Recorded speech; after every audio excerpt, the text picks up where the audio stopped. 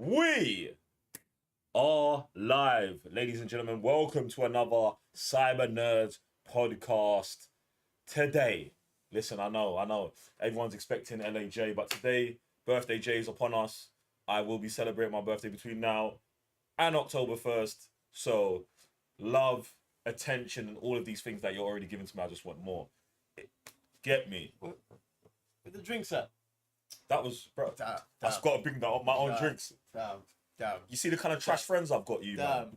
Damn. Anyway, yes, it's me, Birthday J. We're out here, ladies and gentlemen. Rip your DO, so Mr. Blister. And today we've got a full pack show for you. We've got trailer reactions, we've got comments, we've got super chats, we've got stories, we've got trolling, we've got it all, man. We've got it all. Today we're going to be watching one of the most popular trailers out right now, Jawan. We're going to be watching that. We're also going to be diving into the Journey into the Marvels, a new special featurette from Marvel around their next show coming out, movie coming out in November, The Marvels, followed by a look at the new Ferrari movie coming out, and later on we're going to be checking out the trailer for The Killers while we're talking about Henry Cavil and a whole bunch more other stuff. Now, if you want to get your questions, queries, comments, views, opinions, trolling, if you just want to send birthday love to me, super chat the thing.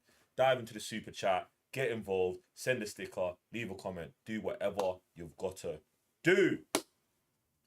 How you man doing today? You man good, yeah? Doing alright, you know. I'm good, man. I just wish we had start this celebration properly, innit? But we'll get to that later on, innit? We'll get to that. He's got to speak for himself. You know what I'm saying? Get me. But yeah, man. Listen, look, we ain't even going to hold you, man. We're going to start this thing with a bang. We got a trailer reaction we're going into straight away. Like I said, this is Jawan.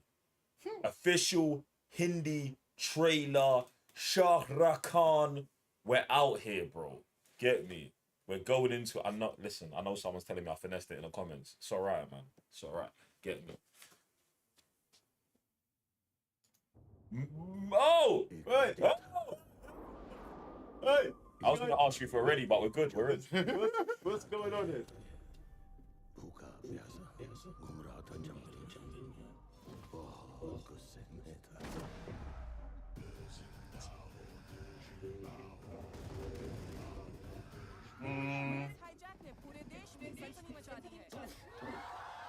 This.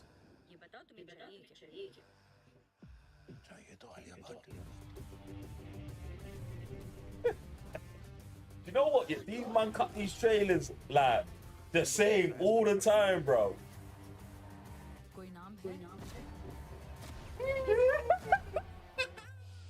Let's go.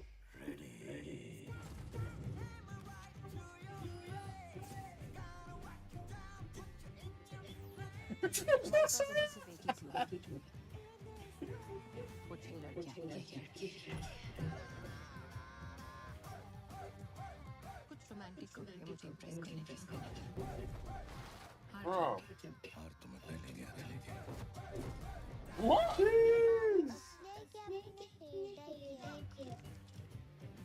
They wanted to make it realistic.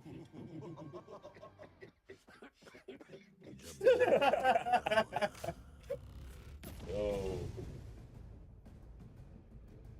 Villain. My name is Kali. I am the fourth largest weapon dealer in the world. अगर Sure. मेरे इतने बड़े empire को हाथ लगाया let's make it. हम जवान Need to change it to a whole different movie. अपनी जान हजार बार दांव पर लगा सकते हैं, लेकिन सिर्फ देश के लिए तुम्हारे जैसे देश बेचने वालों के लिए हर किस नहीं What the who? No deal बेटे को हाथ लगाने से पैसे Yo, fam. That's the Raven coming through. Oh. I will get them. No way.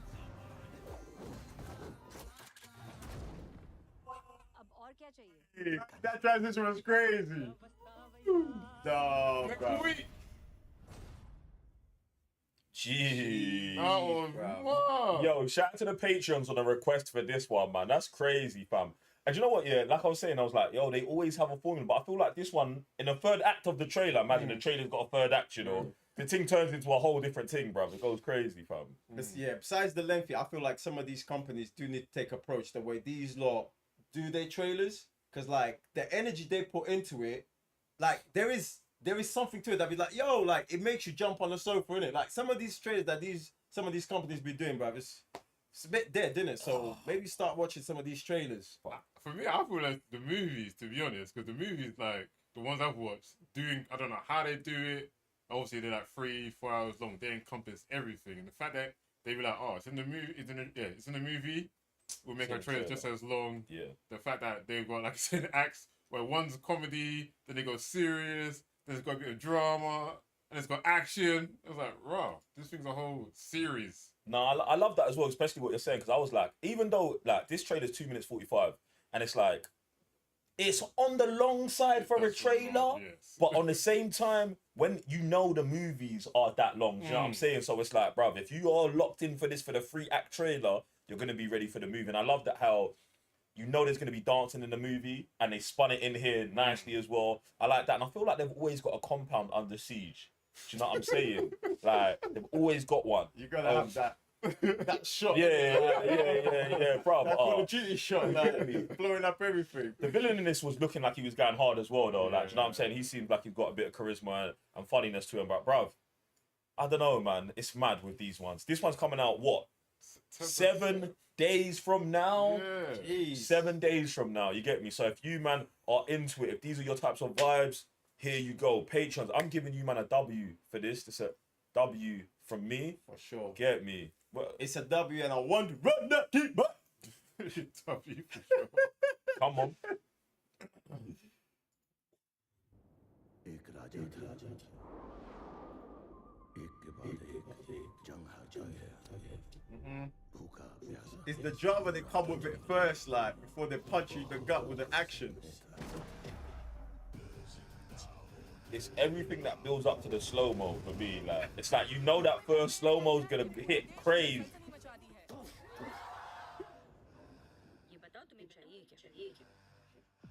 चाहिए तो Alia Bhatt Putting man out, you know. And then we get him, bro. Wait for it. उसके fan बने पड़े मैम कोई नाम Oh, he loves, man. What's his name? He just looks at the camera, bro. Are you dumb?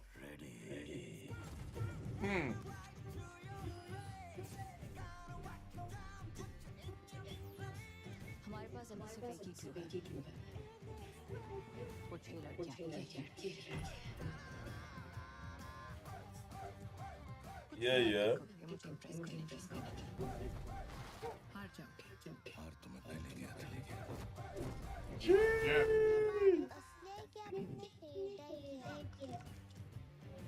they wanted to make a clear statement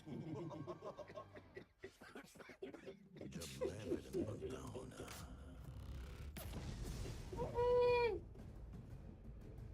Villain. My name is Kyle. He did 3,000 something. I am the 4th largest weapon dealer in the world. अगर कोई अपने परियम पर तो हाथ लगा Wait, did that go for the scope?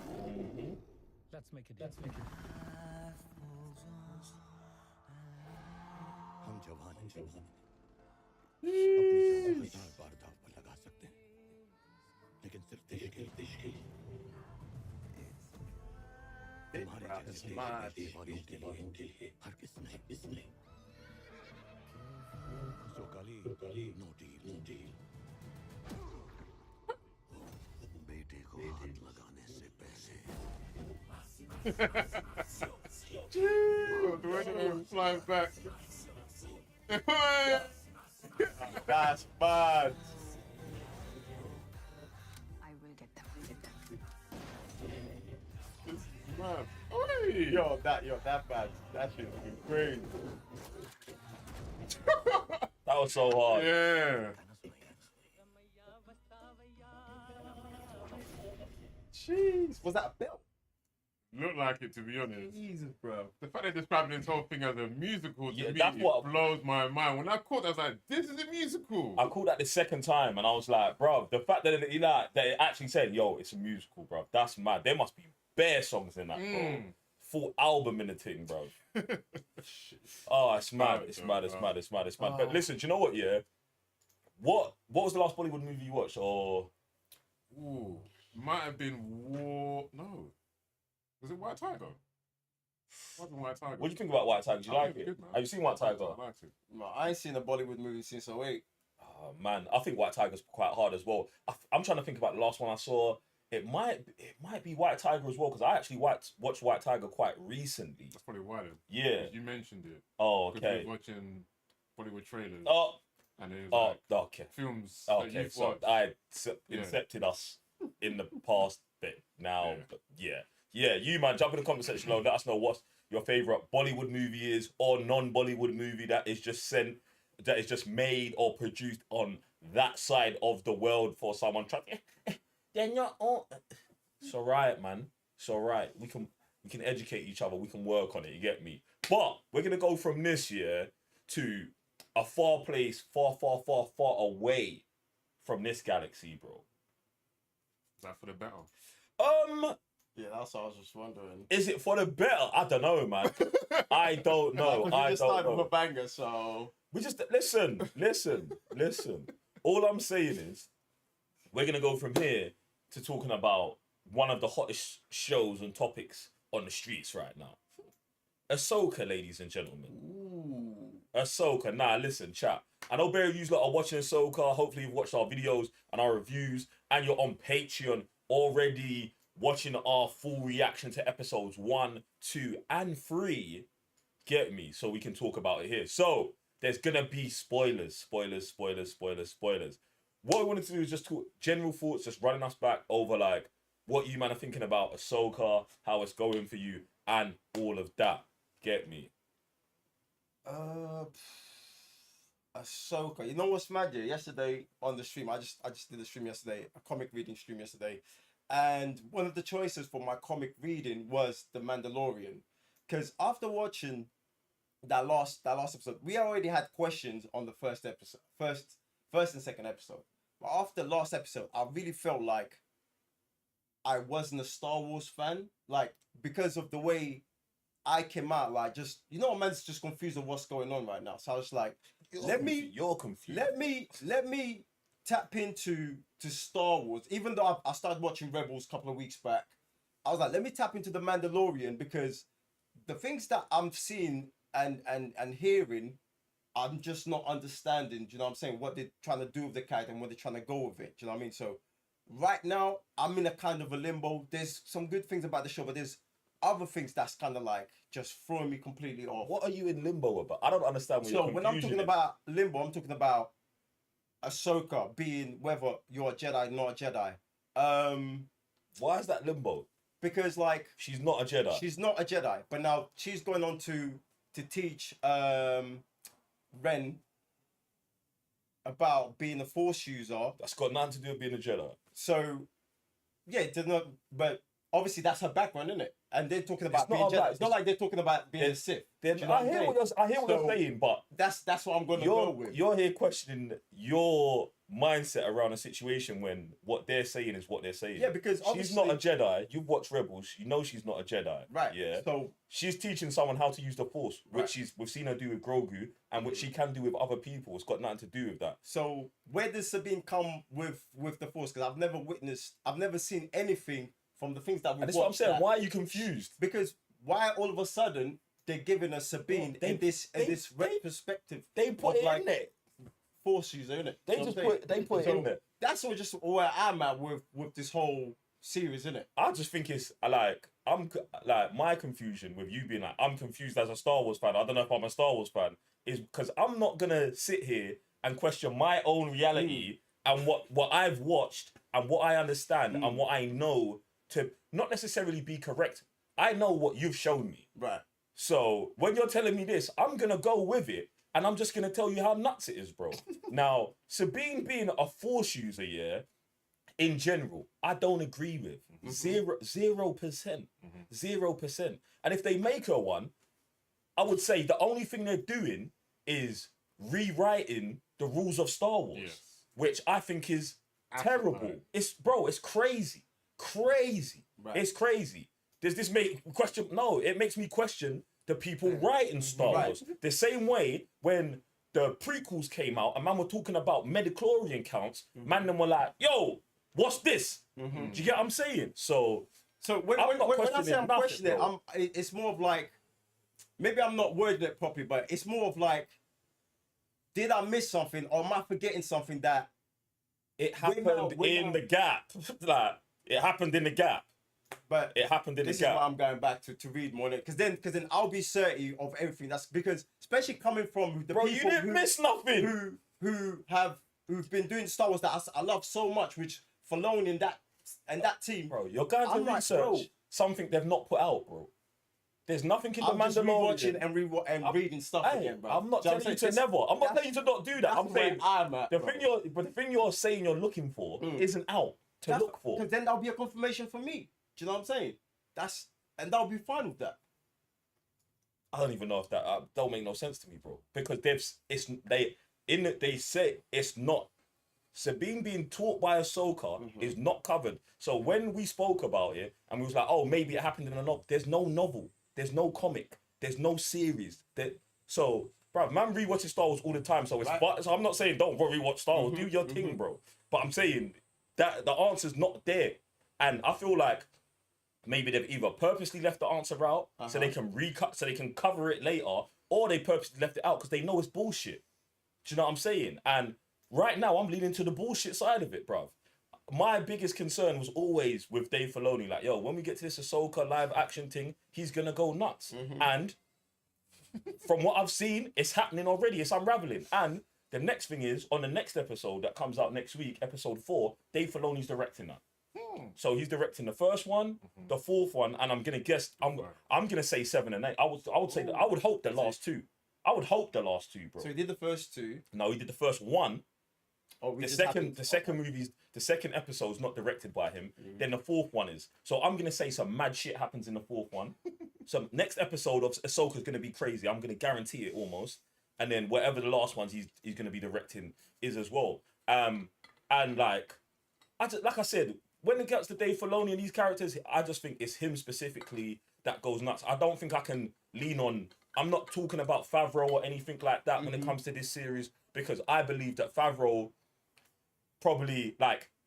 coming in might have been more leaning towards Filoni helping him in, as opposed to, like, I don't see them two as one's their line manager. I see them man as like, yo, I'm working on The Mandalorian and Dave comes over sometimes, and I work on Ahsoka and Favreau comes over sometimes. The same way when I read that report before about them lot going to the Acolyte, they went to the Acolyte, Dave Filoni and Jon Favreau went to the Acolyte set where this is like Kathleen Kennedy's project, and then they were just like, yo, get me out of it. And I see that being the same situation where we're all working separately together, and I might like your project, I might not, but all this says to me is like, right now it's like, yo, Favreau, I need more from you, bro, because the Ahsoka thing, I just think, bro, I'm not liking it right now, and I don't know where it's gonna go. Like, I hope it improves, but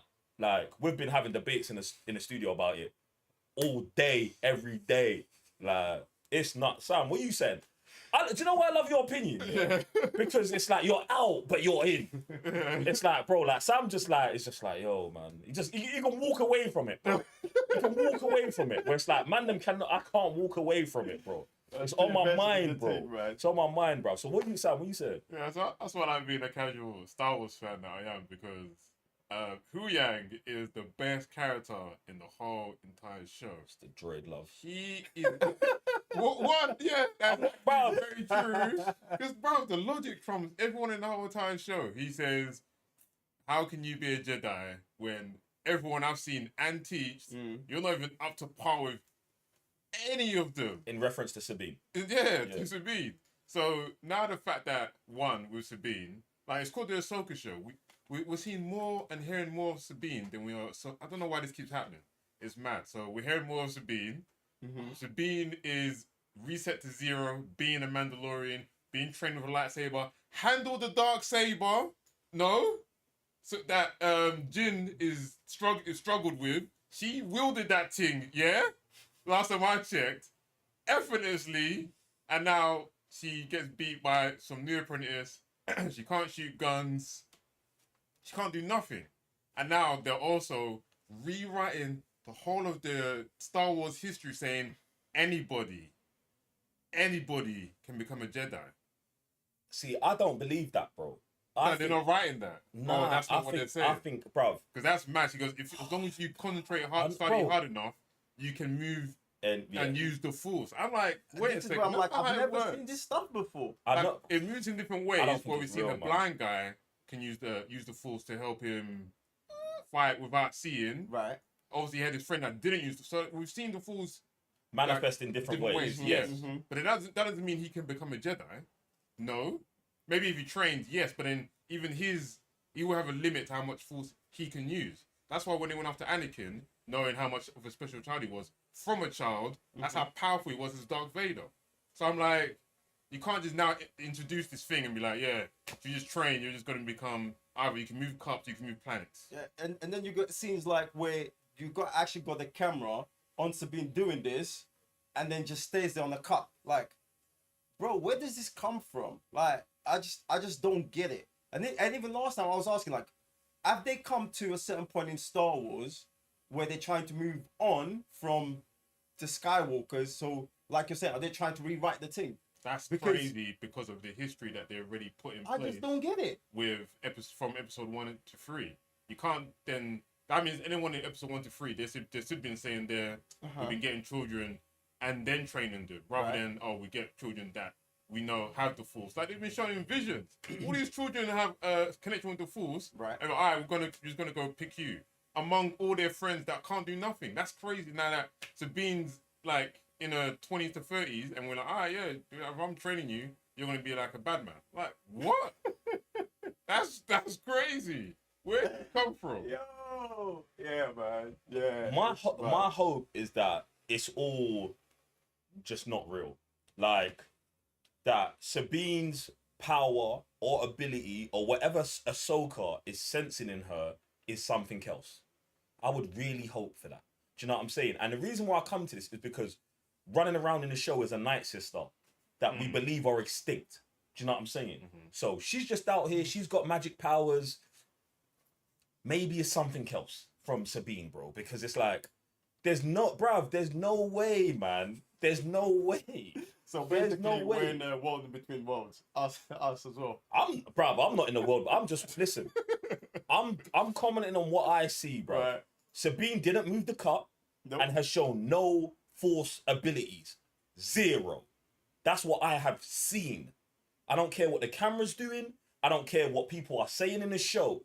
This is what I'm going with because that's the level of deception that I think that I can only hope that Dave Filoni's working at.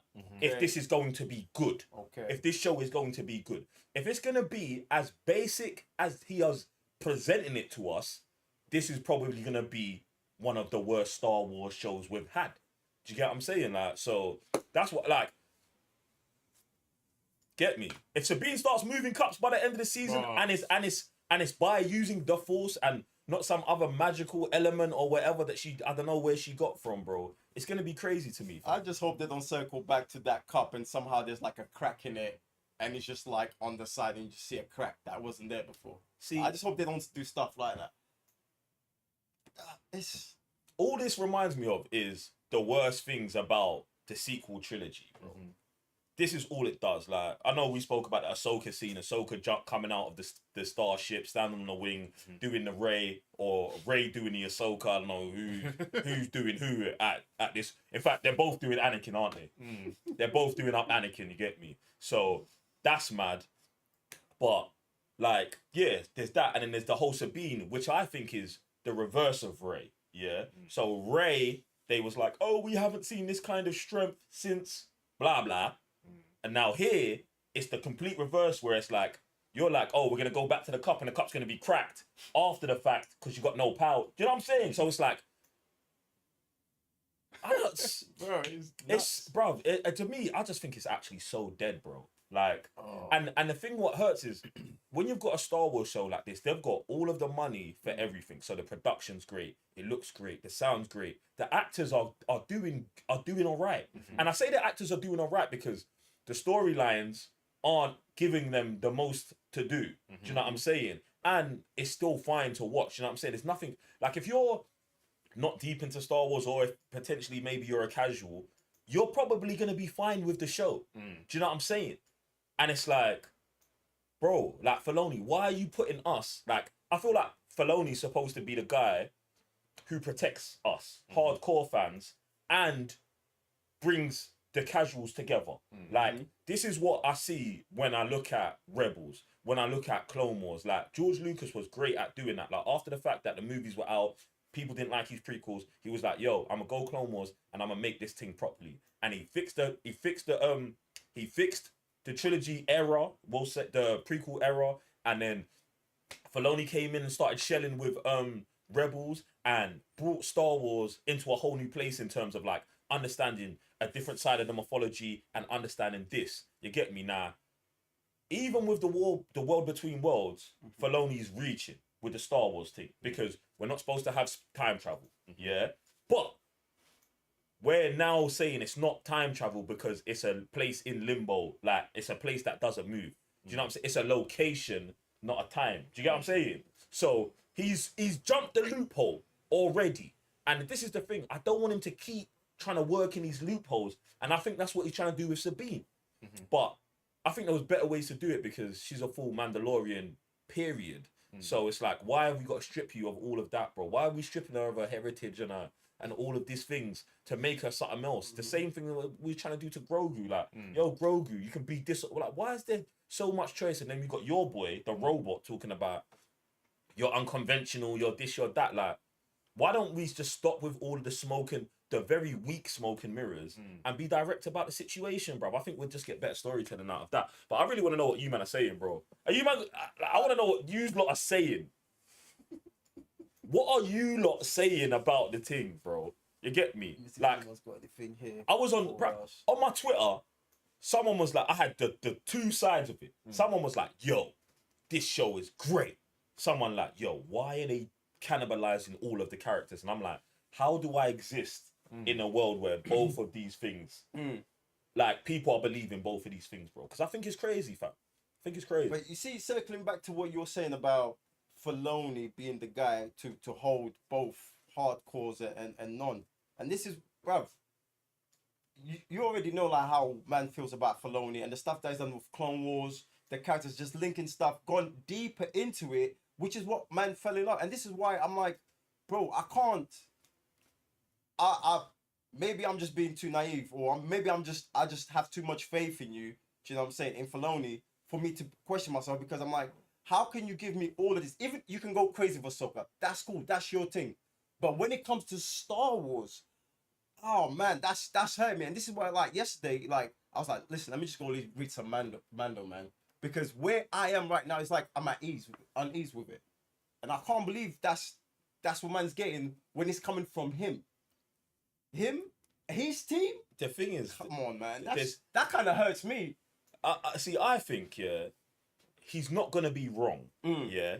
Everything that he's going to do is going to make sense in Star Wars logic and canon. I trust him on that level, yeah? But what he does, and which I've always said since Clone Wars, is that he goes crazy with Ahsoka, bruv. And he'll let her push every single boundary. And now it's kind of like, because there's only so much you can do with Ahsoka, it's now spread to the team. Do you get what I'm saying? Like, even like Sabine, it's happening with Sabine. Kanan had his ups, downs, like went blind, was an ultimate Jedi, overcame blindness, then sacrificed himself on a... Like, think about, like, I think about the characters Filoni creates and the arcs they go through the most, bro. Like, he knows how to take someone through crucible after crucible after crucible to really get that character to a pinnacle point. Do you get what I'm saying? It's like he ain't got no throwaway characters, bro. And that's good, but that also leads to where we're at now, bro. Where it's like, we got one OP character, we got one OP character who we have to downscale, who we're gonna upscale to another OP character. We've got a baby OP character in the back in Jason, what's his name? Jason Jarrus on the rise, running around the ship with Chopper, looking like a young Luke and R2D2. Do you know what I'm saying?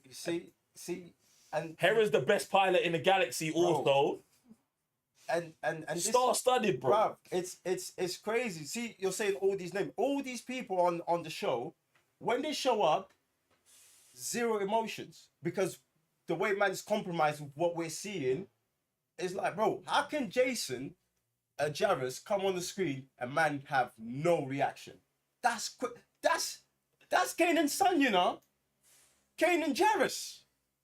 The black, come on, man, come on. And this is where I'm like, yo, like, what is going on here? How can man sit here, watch this thing, and feel this type of way, bro? That's crazy to me. I've never felt like not when it comes from that camp. The last episodes, whatever, like, that's cool. That's not from the camp I'm into. But this is crazy to me. And we're not even talking about, and now this takes focus of other characters that are shelling. And you're like, yo, why are we over here sitting talking about this stuff when new characters, former Jedi, but he's not a Jedi. His Padawan still got the thing. So what is it? Like, there's other nuances man should be going through this series. Do you know what? But yet we're here. I might actually just start focusing on them lot so much more, bro. You might be right. Because, like, he got me fucked up. The Rebel crew is just moving mad to me, like, and it's like all I want in the show, yeah, is legit conflict that makes sense, bro. I don't want Ahsoka to be able to come out and just do everything, bro. There is a TIE fighter, there's 3 TIE fighters shooting beams at her, and she's yeeting, bro. I don't want that. That's not my Star Wars. That's too much, bro. Somersault in It's too much. I don't. Listen, I don't care. It's gonna make me cry, bro. I don't care about that. It's gonna make me cry, bro. And it's like, man. It's tough. It's tough. It's unbeatable. that hurts. But then you got Ray Stevens on the other end doing up big man discount Sith Lord. I'm not trying to be disrespectful, but we haven't got a title for what he is. You don't have to be, bro. They're the one being disrespectful. You get me? So one line in the whole entire episode. Yeah, that was crazy. That was crazy. I'm gonna come at the end, bro, and be like, "Yeah, I'm ready for you." I don't know Bro. what he said. And then he's just standing there. Him, his apprentice, and them 3 together, even the 4 of them with the Night Sister, they're going the hardest in the show. Besides the droid, you get me? They're going the hardest in the show. Like, whenever you get to see them, you know what they're on. You're feeling their energy. You're wrapped up in those characters, bro. Like, I love seeing this young Padawan, the chick with. She's on crud, bro. Straight crud, fam. And I like it, bro. But at the same time, I'm looking up at what they're going against. And it's like, even though she beat Sabine, I'm sitting here like, yo, Sabine's a Mandalorian, has never used a lightsaber. This fight's a joke. I can't take the other character seriously because I know this character is being handicapped by our writing team. By the writing team. How's she being handicapped? Well, she ran into her room. She saw armor that was worn in a war, and listen, she sees the armor that was worn in the Jedi Mandalorian War. Yeah, she saw that. She saw it, and she said, "Let me go pick up this lightsaber that I haven't trained with in 3 years, and that even the training that they saying I had. I mean, we don't even really know if we had it because there's actually no canon record of it. I'm gonna pick it up, go outside, fight her, and get filleted, bro. Like, why? It just doesn't make sense to me, yeah. But man, it's tough, man. It is tough. It is tough, ladies. I really want to know what you guys are saying about this show and all of that. But what we are gonna do is we are gonna jump to a super chat. I know we got a couple super chats, something like that. Want to see what you guys are saying, and if you guys have got thoughts and theories on Ahsoka, let us know. What we got? Who we got? We got one from M Vortex. Shout out to man like M Vortex. What's popping? This is first super chat. Welcome, welcome. Come on. Go past the celebratory drinks, and we might get lucky and have Sam freestyling while off the Henny. Is this actually a thing where Sam freestyling? Sam stays rapping, every day. dropping Is it? bars, man. Bro. Bees be crazy. He said, I've covered the delivery fee. It's canon. Trust me. Jesus. Appreciate you, fam. Listen, for anyone, listen. If you're expecting Sam off that Henny, all you got to do is make sure that you show up onto the gaming channel later on today, where we will be having community gaming day. We're gonna be playing a whole bunch of games, and that is gonna be in a couple hours after this live on the Cybernerds gaming channel. You get me? We're gonna be playing Starfield, Street Fighter 6, Grand Theft Auto. I was about to say Gran Turismo. You know? Get me? We're gonna be playing a whole bunch of games over there, and you can play with us. So if you haven't already, subscribe to the gaming channel. Head over there, and well, don't head over to there yet, but get ready for that. Still, get me? All right, boom. Since everyone else is icy for Ahsoka, I think we'll just be icy for Ahsoka. You get me? Ahsoka. We'll see you next week, Wednesday, honey. What we're gonna do is, we're going to jump into the Marvels trailer, man. Marvels have put out a new little featurette. Jeez. Sorry. What happened? It's because you heard it. Yeah. You felt it. Mate. Something started itching. I don't know what that was. This dropped less than 24 hours ago, ladies and gentlemen, so you're in for one. Let's see what Journey to the Marvels has got for us. It gets pretty lonely out here. I need to regain the memories that the Kree took from me.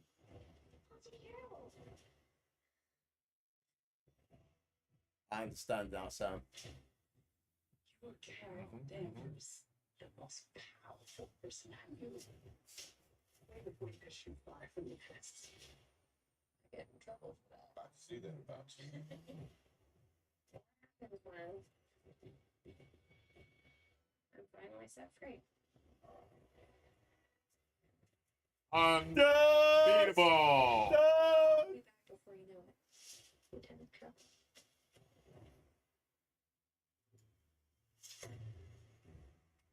Come on.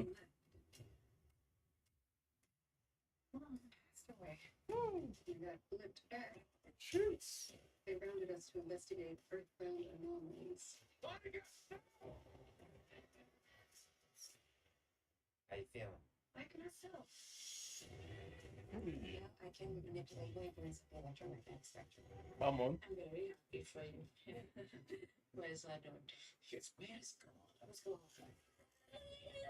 That's a nice transition right there. Hi. How do you have this? My grandma sent it to me in the mail. Have you ever wanted something so bad? It actually happened. But it's not as great as you imagined it. I'm gonna save the world. And you're gonna save the world.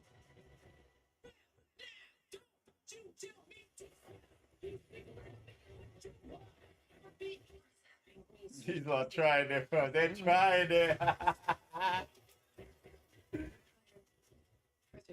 Come on. Okay. Do you know what? The trailer gets better and better as further away from Carol Danvers as it gets, bro. Right. Like, that's probably why they put her first, bro. Like, as soon as it gets just further and further away, the trailer just improves and improves and improves. And I'm not even on her like that, but, bro, it's just, I don't know, man. Marvel's November 10th, bro. This is going to be crazy, You fam. know what's mad, yeah? It's like, these lot think they're slick, innit? Because if you hadn't seen any of those yet and just come onto this straight, be like, raw, they've got some mad universe coming through, you know? But the first movie is dead, fam. To be honest, do you know what, bro? I've said it before and I'll say it again. What really upsets me about this whole situation is, yeah, they show these three, they put these trailers, Journey to the Marvels. Captain Marvel, Carol Danvers pops up. It says Captain Marvel in the corner. Her movie. Monica Rambeau shows up. It says WandaVision. Martin. WandaVision. Like, she is a side character in that show, Yeah, bro. bro.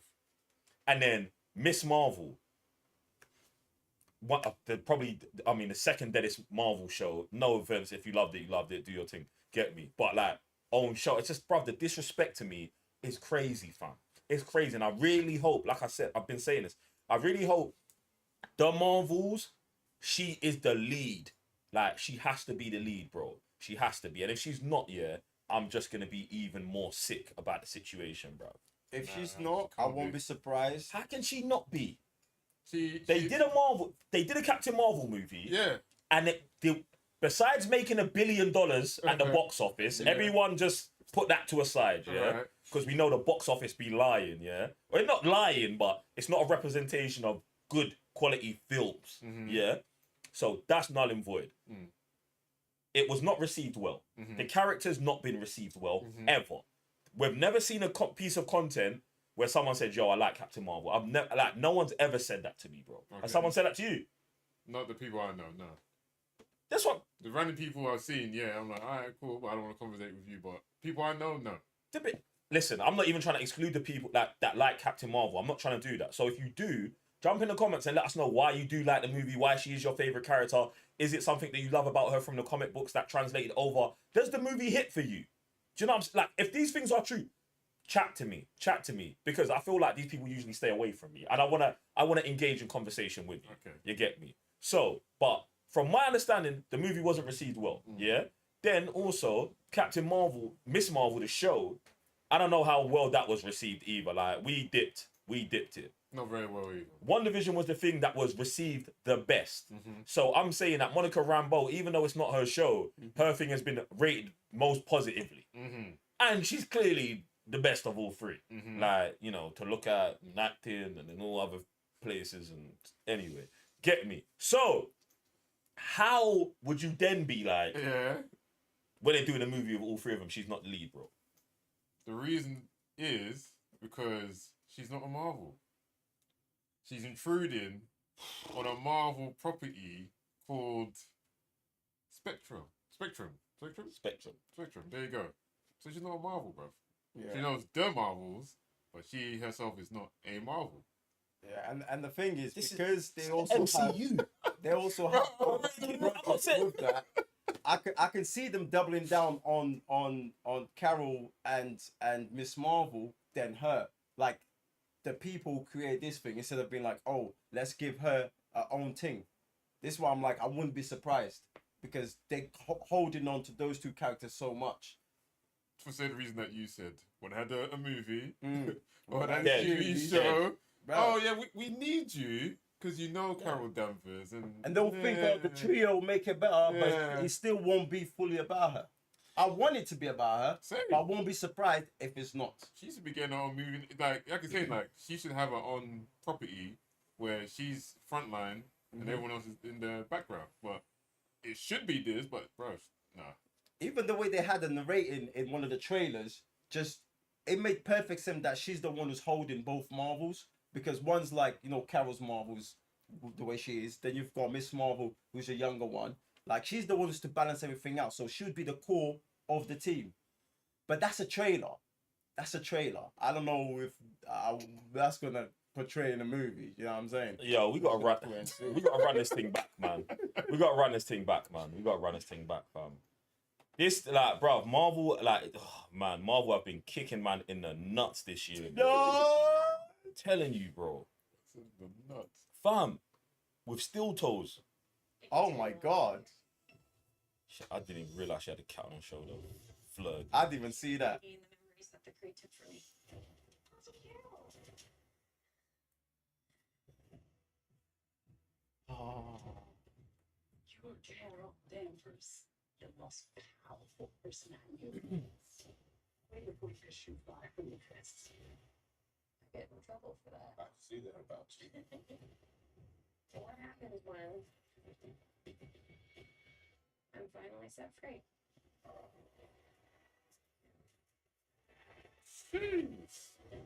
Watch out. Before you know it. Bro, what has she got to do? Like, what do you do, bro? No challenges. You mean what? Mom passed away. You got blipped back. They rounded us was to investigate earthbound anomalies.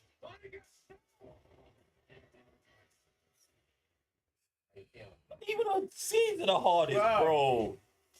I can manipulate wavelengths of electromagnetic spectrum. I'm gonna read it before you. Whereas I don't. Where's go? Let's go. Hi.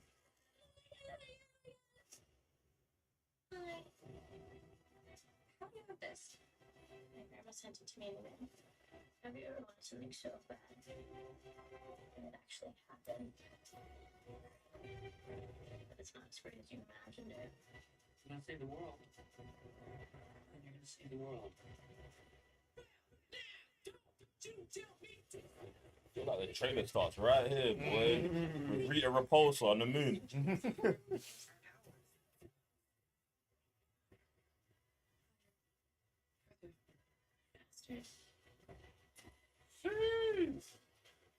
Together. And she's always in the middle too. They Always in the middle. Miss Captain Marvel's. I mean, I think I said it in one of the trailer reactions. They've definitely depowered her, or they've got, because of the power switchy thing. It looked like at the end they weren't using their powers like that. And this is how we're gonna keep Captain Marvel under control in this movie. Good. Because we said, I think you said it before as well, where it's like, if her power was to be dispersed among the three, Yep. and it was like some kind of equal balance where someone, I think, what, Spectre still got her powers, Miss Marvel still got her powers, and then Miss Marvel's just giving her powers more or less, and she's just shooting beams and she can fly. That's way better than her flying through ships and just decimating some movie in 10 minutes, bro. You think she should keep the Yeah, for sure. not just super strength? Nah, man. Even super strength is getting played out, man. Everyone having super strength. Nah, that's Super strength is like a safe meat for her, bro. The photon blast through the hands, bro. Like, there's no power level on that. yeah. So They could just do anything. apart from like if there's like if she gets tired from using it, then at least there's a limit. Oh, you're putting an energy. Yeah. You're putting an energy gauge on her, like. Yeah. So that way she can't. Like I said, she could fly through like ships like and stuff. Then she's unbeatable. And like I said, there's no weakness to that. See, that would be legit if her power. See, if they did something like this, they could still make her as strong as she is. If her body actually deteriorated, if she went over a certain point, then yes. Then I'm like, now we've got some risk to reward here. Like, yo, almost like My Hero Academia, bro. Where it's like, yo, hey, you can throw that punch. 100. You might win that fight, but your arm's done. Exactly. You get me? Now, if Miss Marvel had that kind of disability or trait, it changes everything, bro. Thank But you. this whole, I can do everything, I can do anything. And even if, 200. and the thing is, you're talking about this movie, bro. We might get through this movie. But unless they take her powers or they do get dispersed in this, she's still going to be like this after, bro. But to be honest, what did I was even say? Oh, I was saying that I think Amelia Clark's going to show up. Yeah. Oh, Yeah, bro. I'm going to bring it up. Yeah. I think, bro, no. Yeah. I think Amelia Clark is their hidden weapon in this movie, bro. She needs to go as well. Bro, Amelia Clark Too late. is It's what too now late. the strongest person in the universe, bro. In the MCU, Yeah, bro. she's stronger than. Is she stronger than Miss Marvel? Yeah, because if she has no power dampener, like we said, her body might. Bro, she can heal that. She literally has no weaknesses. She's a scroll with all that. All the powers, exactly. So it's like she's the most powerful. How you got all the powers of everyone that was on the battlefield that fought Thanos? That's crazy. That's nuts. You let that thing live. I don't know Hey! why they did, bruv. And you can't nuclear bomb her because they have no something to radiation. Like, where's like I'm saying, like they creating these heroes with no weaknesses, and we thought DC was bad. I mean, Because obviously they're gods among us. I like that title. That title was sick. But bro, these guys are like, oh, what's DC doing over there? Ah, yeah, we like some of that. We have some of that. Bro, can we get some kryptonite, please? see that? Do you know what? Yeah, I don't think it started like that. I think it started like, oh, they've got Superman. Who's our Superman? Hey, Then it was looking at the paper and I was like, our Superman's Captain Marvel. Okay. Then it was like, okay, we're doing it. And then like they just didn't think past that, bro. They didn't think that. The only, like, only go on. power damage she had was the thing on her neck, and she Bro. just ripped it off. Bro, for me, they should have never done Captain Marvel like this. Listen, I'm sticking by that. Captain Marvel is still the perfect person to start off this mutant universe, bro. You just need a rogue to come in here and grab that woman's head, bro, and drain her. See, in this, like, they tried to half doing it. The power dampener with the, oh, I've lost my memories. Like, that is, I feel like, their spin on the whole rogue situation. So, if you don't know, in the comic books or in the animated 97 X-Men series, Captain Marvel was a mutant, had all the powers that this Captain Marvel has, and Rogue, when she only had her original power of taking powers, ran up on her, grabbed her, held her for too long, and Rogue got her powers permanently, leaving kind of Miss Marvel, I think, almost powerless, like mushroom, like vegetable status. You get me? And I felt like that is legit, bruv. Like, I think that's the kind of thing that we should be, or the MCU should be looking at for this Captain Marvel. And it's like, oh, why would they do that, bruv? It's okay if one of our strongest heroes gets clapped, bro. It's okay, like, bruv, we've lost Iron Man, we lost Cap, bro. I mean, we, in my mind, we lost Thor when we gave the second movie to Taika Waititi. Jeez. So it's crazy, man. Like, we might as well. I mean, let me not be disrespectful. We lost Black Widow, R.I.P. Hulk been dead. Thanos took Hulk. That wasn't Marvel. Thanos took Hulk, bro. No. The Russo brothers did us a solid, bro. They were like, The Russo brothers did man's us. too powerful. Yeah, Alright, bro. cool. The Russo brothers looked at the situation and said, that has to go. Yeah. Because they understand power levels and how, like, it gets sticky when you just let unchecked power go unchecked. Also, like, what Marvel have recently announced, season 2 of She-Hulk potentially coming. Madness, bro. Since we're here, I just wanted to throw it in, you get me? But I do think we've got a super chat that is relevant to what we're talking about right now. I definitely want to check that out. Are we getting a season 2 of She-Hulk when we got the rights back to Hulk? Say that again? Are we getting a season 2 of She-Hulk when we got the rights back to Hulk? Oh, where do you think Hulk's showing I up? know, but All of the time now. Dumb. Bro, that's the best place for him. What? So what? Bruv, Hulk's dead, bro. There's nothing for So him to Professor, bro, he should be in that shit, bro. Him and She-Hulk go on that show, and I will never watch ever again, bro. Let them go, bro. Like, I think the Hulk situation's over, bro. Nah, he's got split personalities. Bring them all out. Look who is running them, bro. I know. You don't want that, bro. See, don't give them these ideas when it's still being ran not correctly, bro. Like, nah, fam. Bruh, Hulk is now that uncle that'll come to the party and say, yo, I used to be that guy. That's it. I used to be in this roster, bro. That's it, bro. They ain't doing nothing, bro. Oh, He ain't doing nothing. Hulk, it's actually for me and Hulk, bro. I'm not even trying to hear no Hulk stuff, bruv. I'm just a fan. Bro, bruv, I feel you, bro. And Hulk's one of the egregious ones, because I'm like, bro, we had the animated show, he was legit. Even in the MCU, you had a good boom, boom, boom. But after Thanos, bro, there's I just don't see how we bring him back like that, bro. Can't. Get me? Man, Thanos did a lot of things with a lot of characters, so I understand. You gotta start a whole new universe if you're gonna bring Hulk back, bro. Bruv. Yeah, Might as well. you might as well. Or split him. Yeah, that's what I'm saying. Or yeah. But like I'm saying, that then depends on the writing, which you brought up. I don't believe. So don't do it. Because it's like it reminds me of Age of Ultron, where Scarlet Witch gets in his mind and they almost Grey Hulk him. Do you know what I'm saying?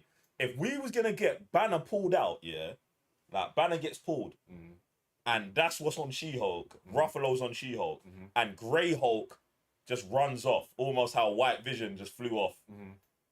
And then he shows up somewhere else, or terrorizing something, or he's the villain of a movie, or we got Thunderbolts coming. He'll be Joe Fix-It.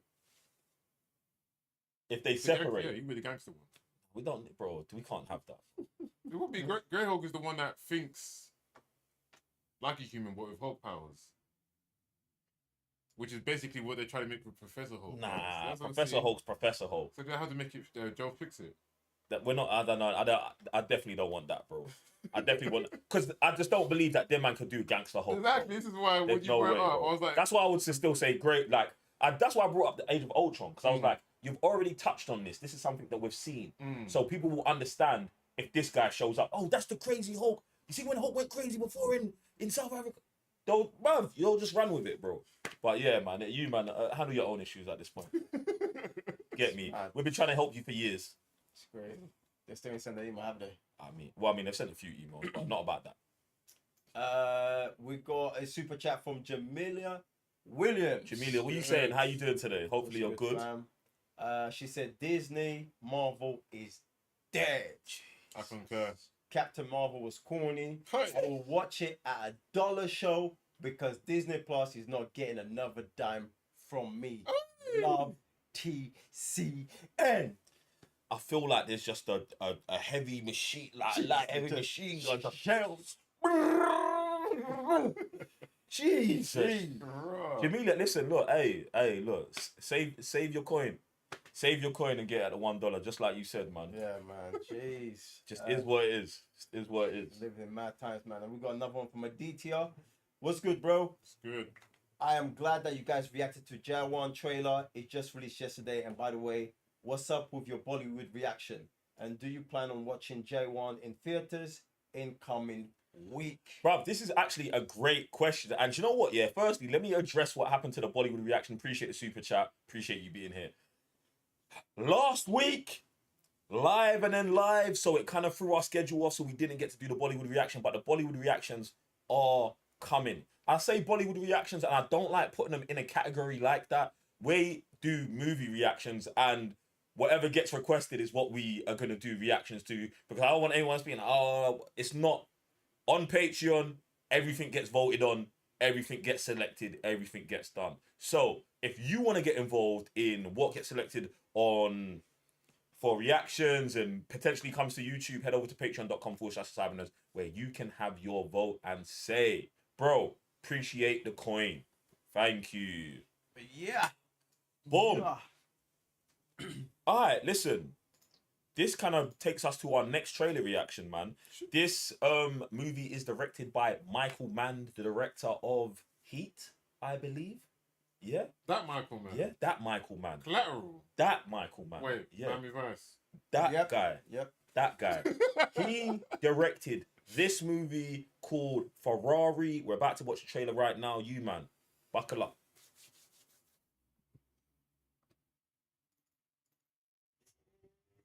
Straight off the bat. Come on, give me him. Atom Driver, baby. Woo! Don't do me like that. Jeez.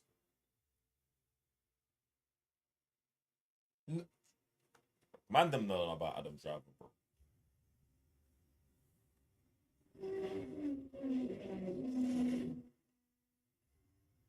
Oh, well. Okay. Don't even say don't you dare say a word, fam. Don't you dare say a word. Oh, there she is. Bro, Shailene Wood. Oh, man, hard. I thought it was done, to be honest. Nah, bro, she dropped another movie earlier in this year that goes hard as well.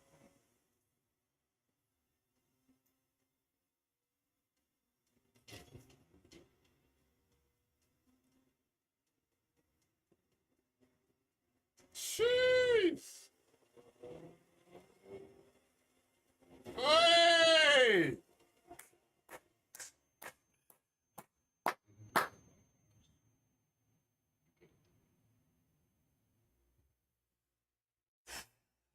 Jesus. Yo, run it back, man. Christmas. Run it back, run it back, run it back, run it back. Wow. This is a trailer, Bro. This is a trailer. 1000%, bro. I just, am I going to break anything by asking for more volume? I was going to say, this is the definition from 0 to 100, bro. Bro.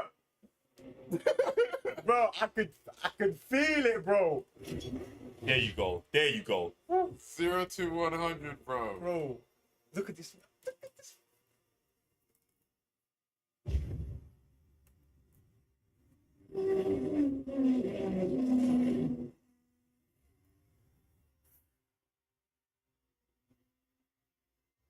Don't cry on screen, bro. Every time Adam Driver cries on screen is a madness, bro. Good. Bro.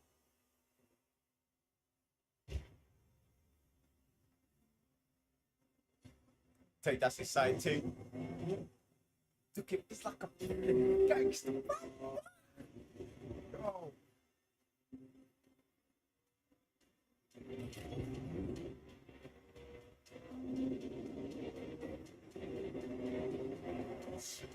Bro! And we got plans. Hey!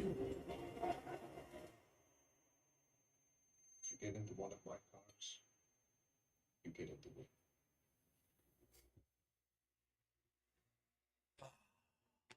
Man. Where'd they go and get this man from? Bro, yeah, I've so many emotions with this guy, bro. Like, it's so much. See the bit with his wife here, Penelope Cruz? You know where that took me? Or is it the divorce? Nah. Is it this- Nah. The one What's it with called? him and Scarlett Scarlett Johansson. Marriage. Something marriage. What's it called? Marriage. Something marriage. Bro, when they're arguing. Mm-mm-mm. Oh, bro. That scene right there of Adam Driver stuck with me forever, bro. Like, and this whole VO Italian look, white hair. This one I was like, yo, don't talk, bro. Don't talk, because I know Spaz, bro. I know he's gonna go mental in this thing, bro. Like, with Italian attitude. I love it, bro. Oh, my days. Adam Driver. Adam Driver's the hardest, bro. Adam Driver's probably got to be one of the hardest working actors today who's like consistently shelling. And it's like, what this reminded me of is him in House of Gucci, like almost like an older person. Obviously, I know these are both real characters, but he feels like an almost older version of that. I love that they've done it. And I was feeling Oppenheimer as I'm watching this trailer, you know, in terms of just the, like, how quiet it is, how subdued he is. But what you're talking about it going from 0 to 100 in 60, I love that, bro, because that's legitimately what's happening. And you can just feel him in it. And that's one of the things that I love about Adam Driver. Like, even when you talk about Star Wars, bro, like, he brings, like, He's the best thing. Bro, he brings a energy and a charisma and just a level of acting that just, I think, just makes everyone better, bro. Like, he goes so hard, bro. And then banging him in there with Penelope Cruz, I think is tough. And then Shailene Woodley, I know you was talking about, Yeah, bro. bro. I was like, who? What is she? Bro, What she's in? Shailene Woodley, she was in some YA movies way back when. Divergent series. She was in those, then disappeared. Then I would say disappeared, but I wasn't following her until I watched this movie, A Time to Kill, with her, Ben Mendelsohn, and what's my man's name? I am being disrespectful right now. But yeah, that movie goes hard. It came out earlier this year as well. Do you get what I'm saying? So I feel like 2023 is Shailene Woodley saying, hey guys, I'm still around. I'm back. Do you know what I'm saying? And I hope she's good in this. She was good in that. I'm gonna get it. The Time to Kill. And do you know what's crazy about this? This is in my top 10 movies of the year so far right now. Time to Kill. A Time to Kill. Yeah, I've currently got it at number 5, and it's also got Joe Vanadipo. Look at this. I'm terrible. The brother from Babylon, the brother from Overlord. He's in Mother as well, and Fences, bruv. Like, he's the reason I watched the movie. He's the reason I watched the movie. He ain't got like the largest. He's like a supporting character in it, but he goes hard in it. She goes super hard in it, and like I said, Ben Mendelsohn, who is just in Secret Invasion, is in it as well, man. So Ferrari, and this is coming out this year. Listen, I love this whole. Hey, we're dropping the trailer and we're coming out 2 months later. I love that. I love it, bruv, because I think there's a certain type of movie that works for, and I think this kind of movie is that. Do you know what I'm saying? Where it's like, bruv, we don't need a year to prepare for Ferrari. We need you to say, oh look, at the end of one day when there's an F1 event, we need the trailer to drop. Boom. Yeah. And then 2 months, a week before the Grand Prix, we need the movie to drop. Boom. Hey, you man, there you go. Take it. Makes sense. That's all we really need from these kind of movies. And then super dramatic, drop it Christmas, try and make it into the Oscars. I know Oppenheimer's shelling everything, so you ain't gonna get a look in. But at the same time, you just need the nomination. Then you're Oscar nominated. Because this year's going to be heavy for Oscars for sure, bro. Barbie, Oppenheimer, freaking. Yeah, you know Barbie's taking something home. That's what I'm Something. saying, Barbie's taking Something.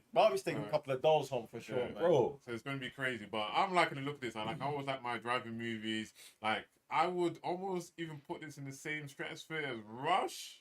Oh, Red, bro, you ain't even seen I it yet. know, But, I know. but we want the levels. Yeah, we the want those level. levels. Those One- levels have got to be there. Because, yeah, we were speaking about Michael Mann before. We was like, man's got some banging movies, but The then hardest, he's bro. got some stinkers as well. It's like, how does that happen? So I'm glad that they put a writer and him. So hopefully, I'm going to look my man up and say if he's got some good writing credits for a good movie, hopefully Michael Mann could just focus on directing because, like I said, he's one of my favourite movies of all time. I love Collateral. Even the other movie they mentioned as well. The Mohicans. Yeah, I was like, that movie's good as well. So I was like, he's for me, he's probably looking at maybe 70-30 at this point in time with his movies. For me, when I think about Michael Mann, I give him a bly because of how good these movies are compared to the dead ones. Okay. Like there's some directors, it's like their best movies are 7 and their worst movies are 4. And it's like, Okay. but Michael Mann, when he hits, bro, they're 10, bro. Yeah, They're 10s. like- So when he's putting a dud out or something that I just don't particularly love, it's not ever terrible. Okay. Do you know what I'm saying? Yeah. It's just like, oh, bruv, you gave man heat. Yeah. You know what I'm saying? Yeah. He gets held by his own standard, bro, Mm. because of what he's done. So it's one of those ones where I wouldn't say he's transcended into like the best directors right now, but His name's still he there. shows, bro. So I'm glad they're getting this in Heat, bro. I feel like I watch Heat every year, bro. I think I might have watched Heat twice this year, bro. Just because of, bro. I love Heat, bro. Their Them two. dynamics crazy in that, bro. For me, favorite heist movie of all time. Like I said, them two. Just the juxtaposition of cop versus villain. I love movies, yeah, when the nemesis like communicate. And that's why I when love they Collateral as well. when they communicate Yeah. loads, bro. When it's like, yo, fam, like this is what it like. I think I need a nemesis like that. Yeah. Like, bro, like we ain't.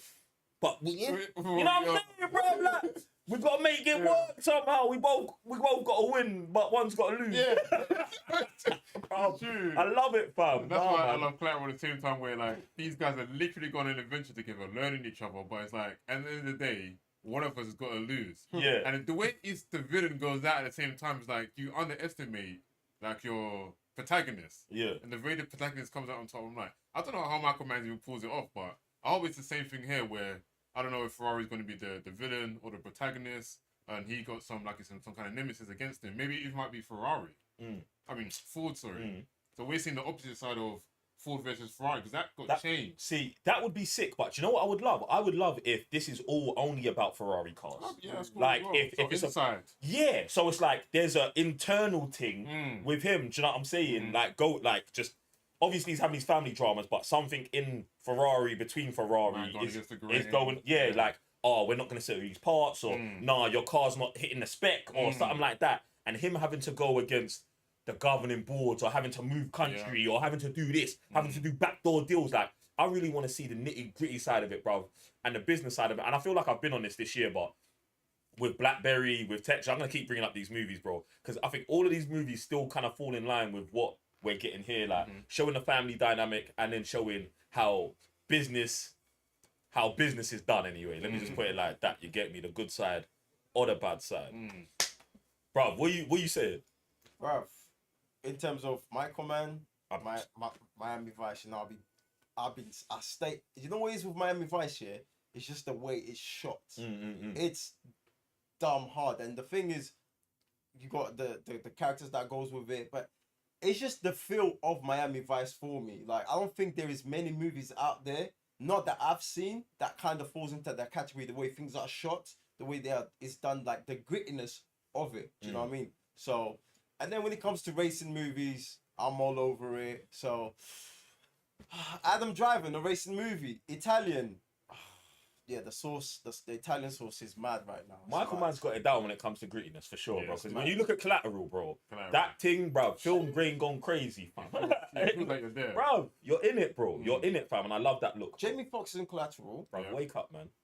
Jamie Foxx is also in a Miami Vice. thing. Bro, like, it's just this is what you man was talking about. The two characters. He knows how to put them down, bro. He knows how to put them down. You, man, like I said, if you've got any questions, queries, or comments, jump in the super chat and let us know. Also, Are we checking the Patreon community wall today? Is that Are happening? we checking? Let me check. You have a look at that. While we look at that, ladies and gentlemen, what we're going to be talking about next, we've got some Warner Brothers news stuff-ish stuff to talk about. We've got all of the movies. I say all of the movies. What I'm going to need, Max, is for you to, my guy, you get me? Head of the game already. Appreciate you. What we need is, we want to talk about DC, or let me not say DC, Warner Brothers pushing back a whole bunch of movies on their Warner Brothers slate from 2023 to 2024. Hi. And we are saying, I mean, all of the articles are saying a mid-strikes, but me personally, as the tinfoil hat man, I do not believe this at all in terms of the strikes being the reason why all of these movies are moving. I think it's something way more sinister. Way more sinister. Well, I just wanted to be dramatic, so let me just be dramatic. Sorry. It's all right. It's all right. But yeah, so basically, Doom Part 2 has been pushed to March 2024. Godzilla Godzilla x King Kong, The New Empire, and Lord of the Rings, the movie that we never needed. I mean, The War of Rohirrim. Producer Sass somewhere is going crazy at me right now. And a couple other movies. And a couple of other movies have all been pushed back. Now, what do you, man, think about this generally? Like, in fact, what do you, man, think? Terrible. You think this is terrible? This is stupid. Oof.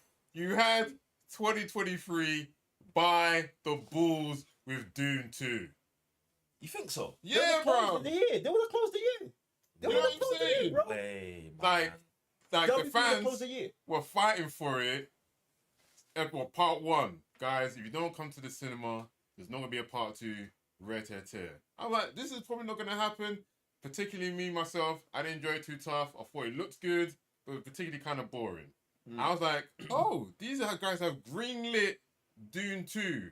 Then they were like, boom, end of the year is coming out. I was like, guys, clear your calendars. This is going to be the thing before Rebel Moon. This is going to be the movie to watch in cinema on a big IMAX screen, if possible. You know what I'm saying? This is going to be it.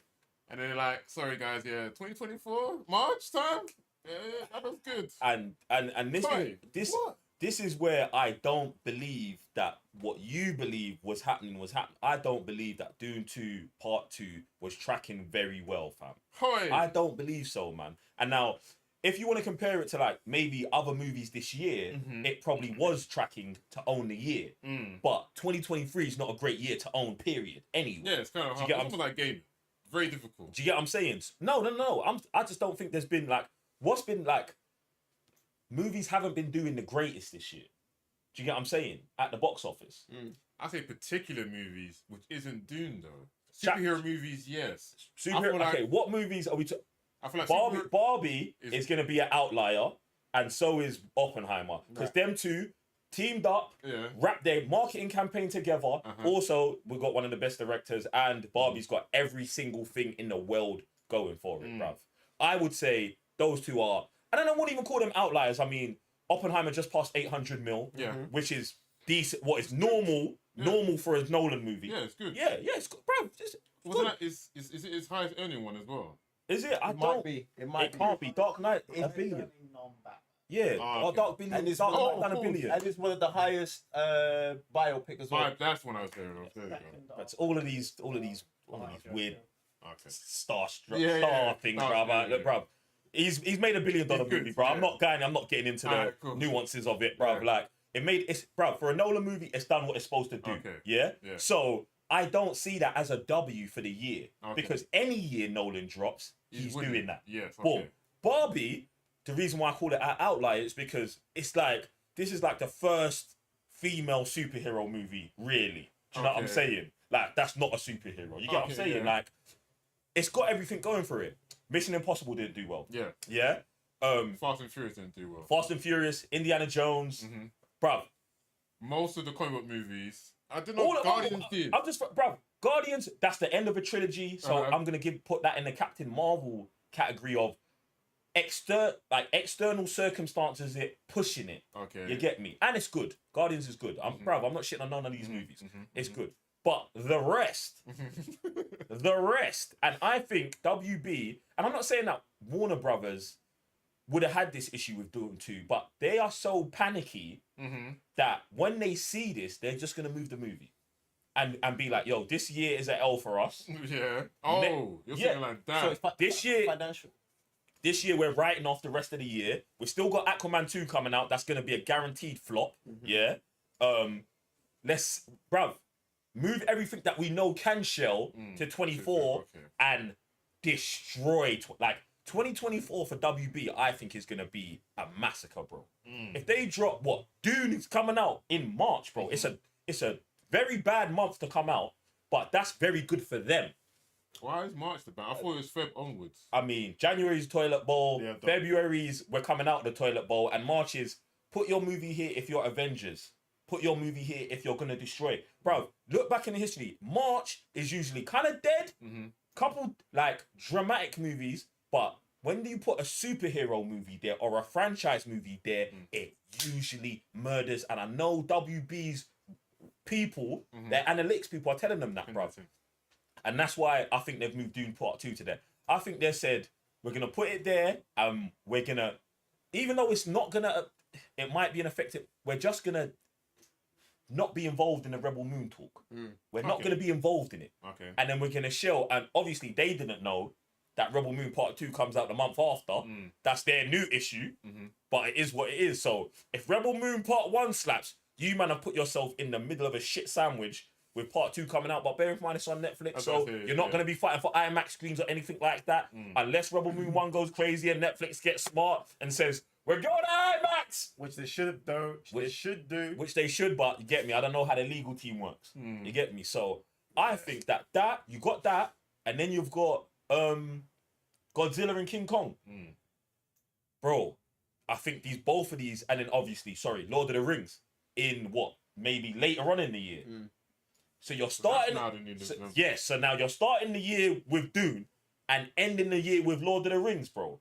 And you've got, what, Godzilla thrown in the middle. Summer movie. Plus whatever other movies we get, because this doesn't include their superhero slate or anything like that, bro. I think that DC are positioned them, Warner Brothers have positioned themselves to actually shit on 2024, bruv.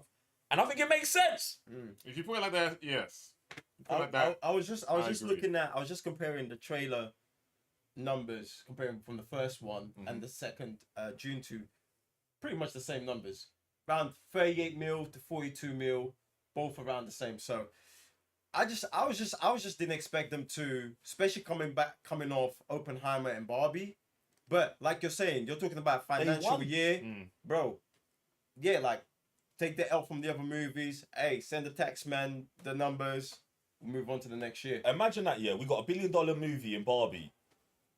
Let's say Dune does another $1 billion this year. Would they need it? I can imagine a tax man sprinting down the hallway in WB and knocking on the door and saying, we don't need another $1 billion movie this year. It's not going to work out for the right, you know what I'm saying? We're going to have to pay a lot of people if we do this, bro. Put it in 2024, we'll be all right. We don't need to make a trip to Texas. You get me, bro? It's mad. It's mad. If you man get that reference, you man are big. If you man listen, if someone super chats what that reference that we ain't going to Texas reference comes from, hey, you're top tier, man. Get me. But yeah, I mean, so what? What are you man saying about next year? Next year, like, obviously, before this news, it sounded really quiet. Not really heard anything landing for 2024 movie wise. So, like I said, if they move all their movie slate to next year, plan it for the first quarter, second quarter, middle of the year, then fourth quarter, sounds good. And obviously, then if they make $3 billion movies or close to, then they're alright. Rather than this year, then you reckon they'll balance out the losses from this year? So I'm saying, I think it writes, like, you forget about 2023 so quickly when that happens. And I think that's another reason why you've got to get this out after Aquaman. Do you know what I'm saying? Bro, if this comes out before Aquaman, yeah, you have a big high, and then Aquaman comes out, you still end the year on a low. Instead, we removed that, boom. End the year with Aquaman, let Aquaman do what it does. We give Aquaman the best push we can, or try. I would hope that they do. I don't think that, bro. They might not. Bruv, Aquaman's about to come out. I ain't heard nothing from Thank bro. you. Not one trailer come out yet. No one exactly. they're doing reshoots, Bro, bro. they don't care, bro. Nah. They're throwing Aquaman into the sea, bro. They're making sure it's not bro. You know when the suit goes into the sea, bro? That part, bro. They're just making sure it's getting eaten alive. They don't care about it. The thing what's crazy to me about that is like, obviously that DC universe is done, but Aquaman, it could potentially be the best of all of the movies they had this year. And it will still tank. No. Oh, I mean, it's not gonna tank. I think it, bruv. I've like from Blue Beetle, The yeah. Flash, every single DC property. I feel like everyone's done with them because either they don't care about now the line of what's happening or the universe is happening with it, and all Like, the there's news. no stakes to it, innit? Yeah, So, the news about it as well just doesn't seem good. So, unfortunately, that's why I feel like Blue Beetle didn't do too well. and you know what? Did Yeah, that's critically kind alright. of deep for Blue Beetle, man. But Do you know what I'm saying? But that's part of the game because like everyone from DC, they're like, no one cares about DC, and then Marvel isn't helping as well with their kind of current structure. So it's all dead. Yeah, I hear you. superheroes, yeah, it's taking the L this shit big time, man. But yeah, man, I feel for Blue Beetle, man. Yeah, bruv, Blue Beetle's got to take its lumps, bro. Yeah. Do you know what I'm saying? You just got to hope, bruv. You just got to hope that they are smart enough to understand that it wasn't Blue Beetle's fault, and that maybe we can continue this. And that's my concern. Or not, bruv. That's down to them. You know get what me? I'm saying? I'm here more so for all the actors and the directors. I love the fact that the director Soto just announced that he's going to be doing something else after that, and I want those actors to get other jobs. You get what I'm saying? It doesn't necessarily have to be with Blue Beetle for me, but as long as them man don't get Ray Fishered, I feel like we're cool, man. You get me? So I think 2024 is going to be sick. You man, let us know what you're saying about that. You get me? Also, sticking on WB sort of almost Henry Cavill news. Nah. There's this series, that if you man have been around the cyber nerds long enough, you would have heard me talk about at some point called Highlander, bruv.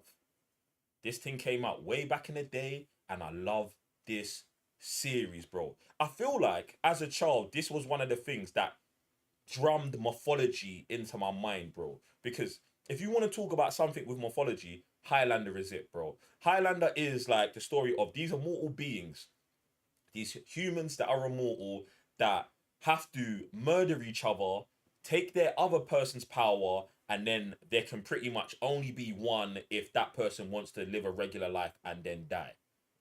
Are you with me? So if you've seen the Jet Li movie, the one where they're jumping through parallel universes, it's like that, but no parallel universes. We're all right here. So the way it works is some of these immortals are friends, some of them man are arch nemesises, some of these men are living normal lives. Some of these men are up in the mountains waiting for the next immortal to come and try and fight them. And then you just got to chop a man's head off. You get me? I love this, bro. So basically what's happened, Chad Stahelski, I think his name is, one of the directors from John Wick, has been working on this for time. And like way back in the day, they was talking about doing this with Ryan Reynolds. And I'm so glad that did not happen. And we've moved forward. Not that I don't like Ryan Reynolds. Ryan Reynolds, do your thing, Mint Mobile, you man. But move forward. Henry Cavill has been like attached to the project. The You get me? irony of that. And I think that Henry Cavill doing the Highlander with the director of John Wick sounds so crazy to me, crazily in a good way to me, that it's absurd, bro. Like if of all the projects that we be throwing out, Henry Cavill do this. Firstly, do all of them. But this one here, I'm super gassed for, bro. Like, I don't know what you man think of the Highlander movies or show or whatever. So, bro, You know what? educate us. With Highlander, I don't have vivid memories of it. I just remember man going up to next man, chop off the head, and take The electricity. bro, like I cannot explain the feeling as that I have right now and having that recollection as a child, and I still, bro, you can tell me about scenes, I'll be like, bro, I don't know, I don't remember. I couldn't tell you one. But I can tell you the feeling I had when my man was getting the power. Middle of the street, raining, lightning starts hitting, man. Look at it, bro. It's no the scene. Listen, Bruv, you man. Bruv, yeah. I was just telling you, I don't remember anything, but I do remember the background. Come on. The atmosphere. Come on. You see that London grey? Come on. That's what I remember, bro. Hard. bruv, appreciate. Nah, bruv, you just sent. Bro. You see the light. I like You just it. sent. Nah, I just sent There that can from be my only one. spine right now. That shit was There crazy. can be bruv. only one. That There shit can was be only one. crazy. Listen, for anyone who's never watched Highlander, let me just give you the quick instance so you ain't got to watch my TikTok later. Is basically watch the first one, don't watch the second one. I repeat, do not watch the second one one. in Scotland? Watch the third one, yes. Watch the third one and then watch the TV show. You're good. You're welcome. You get me? Don't watch the second. No matter what. Oh, yeah, but you've got to watch the whole trilogy. No. No. Is that with Connery? I think it is that one as well. That makes sense. Don't watch that one. All of the mythology in it's bullshit. Everything in it is not real. No, it's not. And the third movie and everything after the second one ignores everything that happened in the second because it got like one writer got it and started being like, oh, what if I can add this, this, and this? Started doing crazy shit and it still got made. It was nuts. But that movie is legitimately not part of the continuity. 1 free TV series. You're welcome. Boom. But yeah. And I actually watched this podcast. So basically on the podcast, Happy Sad Confused, the director, Chad, was talking about his ideas and what he would do with Henry Cavill and this. And it just sounds super legit, man. He was talking about just like bringing that 80s energy. Oh, I was gonna say something else. Forgot. Go on. I was gonna say after they even say it here as well with The Witcher. If he's been doing gun fu and all that kind of stuff, I can imagine this guy Well, I was then gonna get there. transcend Yep. into Yes. sword fighting. That 80s energy with sword fighting and the John Wick gun fu. Yeah. Bruv. That's And I'm his like, redemption, and this is why you need Henry Cavill. Because Henry Cavill, bro, he's already trained in all of the arts, bro. You know, Henry Cavill will be a guy like Keanu Reeves. By the time he's 60, he can use all weapons. Like, he's just action man, bro. So I think him being Connor McLeod, the Highlander that we follow, I think would be sick, brother. Like, I really want this project to go through. I don't know what you man are thinking about this as well, man. I feel like this is hard, bro. I'll just be so happy for Cavil, man. I'll be so happy for Cavil because, like, getting someone from the John Wick world who understands how to do the action stuff, Cavil being an action person himself, the person's actually on the field, coming off that bullshit of The Witcher. Get your and the reason why he left that is because you guys weren't respected the mythology. You know what I'm saying? So now if you come onto a project where they respect the mythology, bro, it's over. It's over. Like, bro, like I can't wait for Henry Cavill to get like his flowers, bro. Because he just I don't know if it's his team or there's just something that he takes on a project is sick, and then someone somewhere he's a serious guy, bro. Just fucks it up for him. No, I think it's because I think he's just a serious guy. Do you know what I'm saying? And it's like I don't think he kind of lets. Like, we talk about this all the time. We spoke about this with Thor, and I was like, I don't think that Chris Hemsworth speaks up enough when these men are talking about what they're doing with the character Thor. And I think that Henry Cavill was the opposite of that. I think Henry Cavill was always saying, nah, the character would do this. Yeah. Nah, the character would do that. Because he spends time and researches these things, plus being a fan and a supporter of them. Do you know what I'm saying? So he knows. So when he's coming in and he's like, oh, nah. As soon as there's an issue, they're going to be like, well, Henry, you know what I'm saying? Like, bro, and the thing is that my issue is, bro, you can't replace Henry Cavill, bro. You actually can't. What's his inside? You can't replace, and that's... You almost stole, what do we call it, Mission Impossible from Tom Cruise, bro, but they had to kill him. Bro, makes sense. And this is the, bro, I don't know what it is about Henry Cavill yet. Once you put him in something, bro, he cannot be replaced, bro. Like, I feel like I've never felt like, oh, it's going to be tough for me to deal with the new Superman, bro. It's like, I can watch it, but I really feel like that. And I don't even feel like that with Batman, bro. Like, with Batman, I'm like, yo, change him. Get the next one. Boom. Like, bro, I wanted every single one to be hard, but yeah, keep them rolling.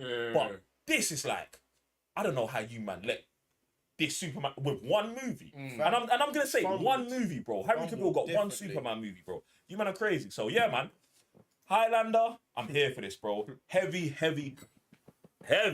Jesus. You, man, don't watch me. Still. Anyway, look. We're coming up towards the end of the show, ladies and gentlemen. We're coming up towards it. But before we get there, we got a couple things that we're going to discuss, yeah? Now, we're heading into the last third of the year, ladies and gentlemen. The last third of the year, yeah? So that would say like we've watched a ton of movies, and the question is right now, today, September 1st, what is currently your movie of the year? Chat, go crazy, please. I want everyone's movie of the year. What's your favorite movie of the year? Now, this doesn't have to be like we know 3 months from now, in January 1st, it may be different. But today, what's your favorite movie and why? Is there anyone that wants to start with this situation? Damn. Oh, what are we throwing up in the air? I What was we gonna say 3. You gonna say 3? Go on. But I'll lead to Okay. my number 1. Who? Let's go with 3, no Okay. order, Okay. and then we'll get to ones after. So we got your 3, my 3, Ravens 3, and then we'll go to our number 1 movie. John Wick, Extraction 2, Across the Spider-Verse. Jesus, you doubled up on the action. To be honest, you tripled up on the action. Love my action, innit? Jesus. I'm gonna go with, I believe I've got Clone Tyrone, Oppenheimer, and why is my mind blank? I'm just gonna check because I don't want to get it wrong.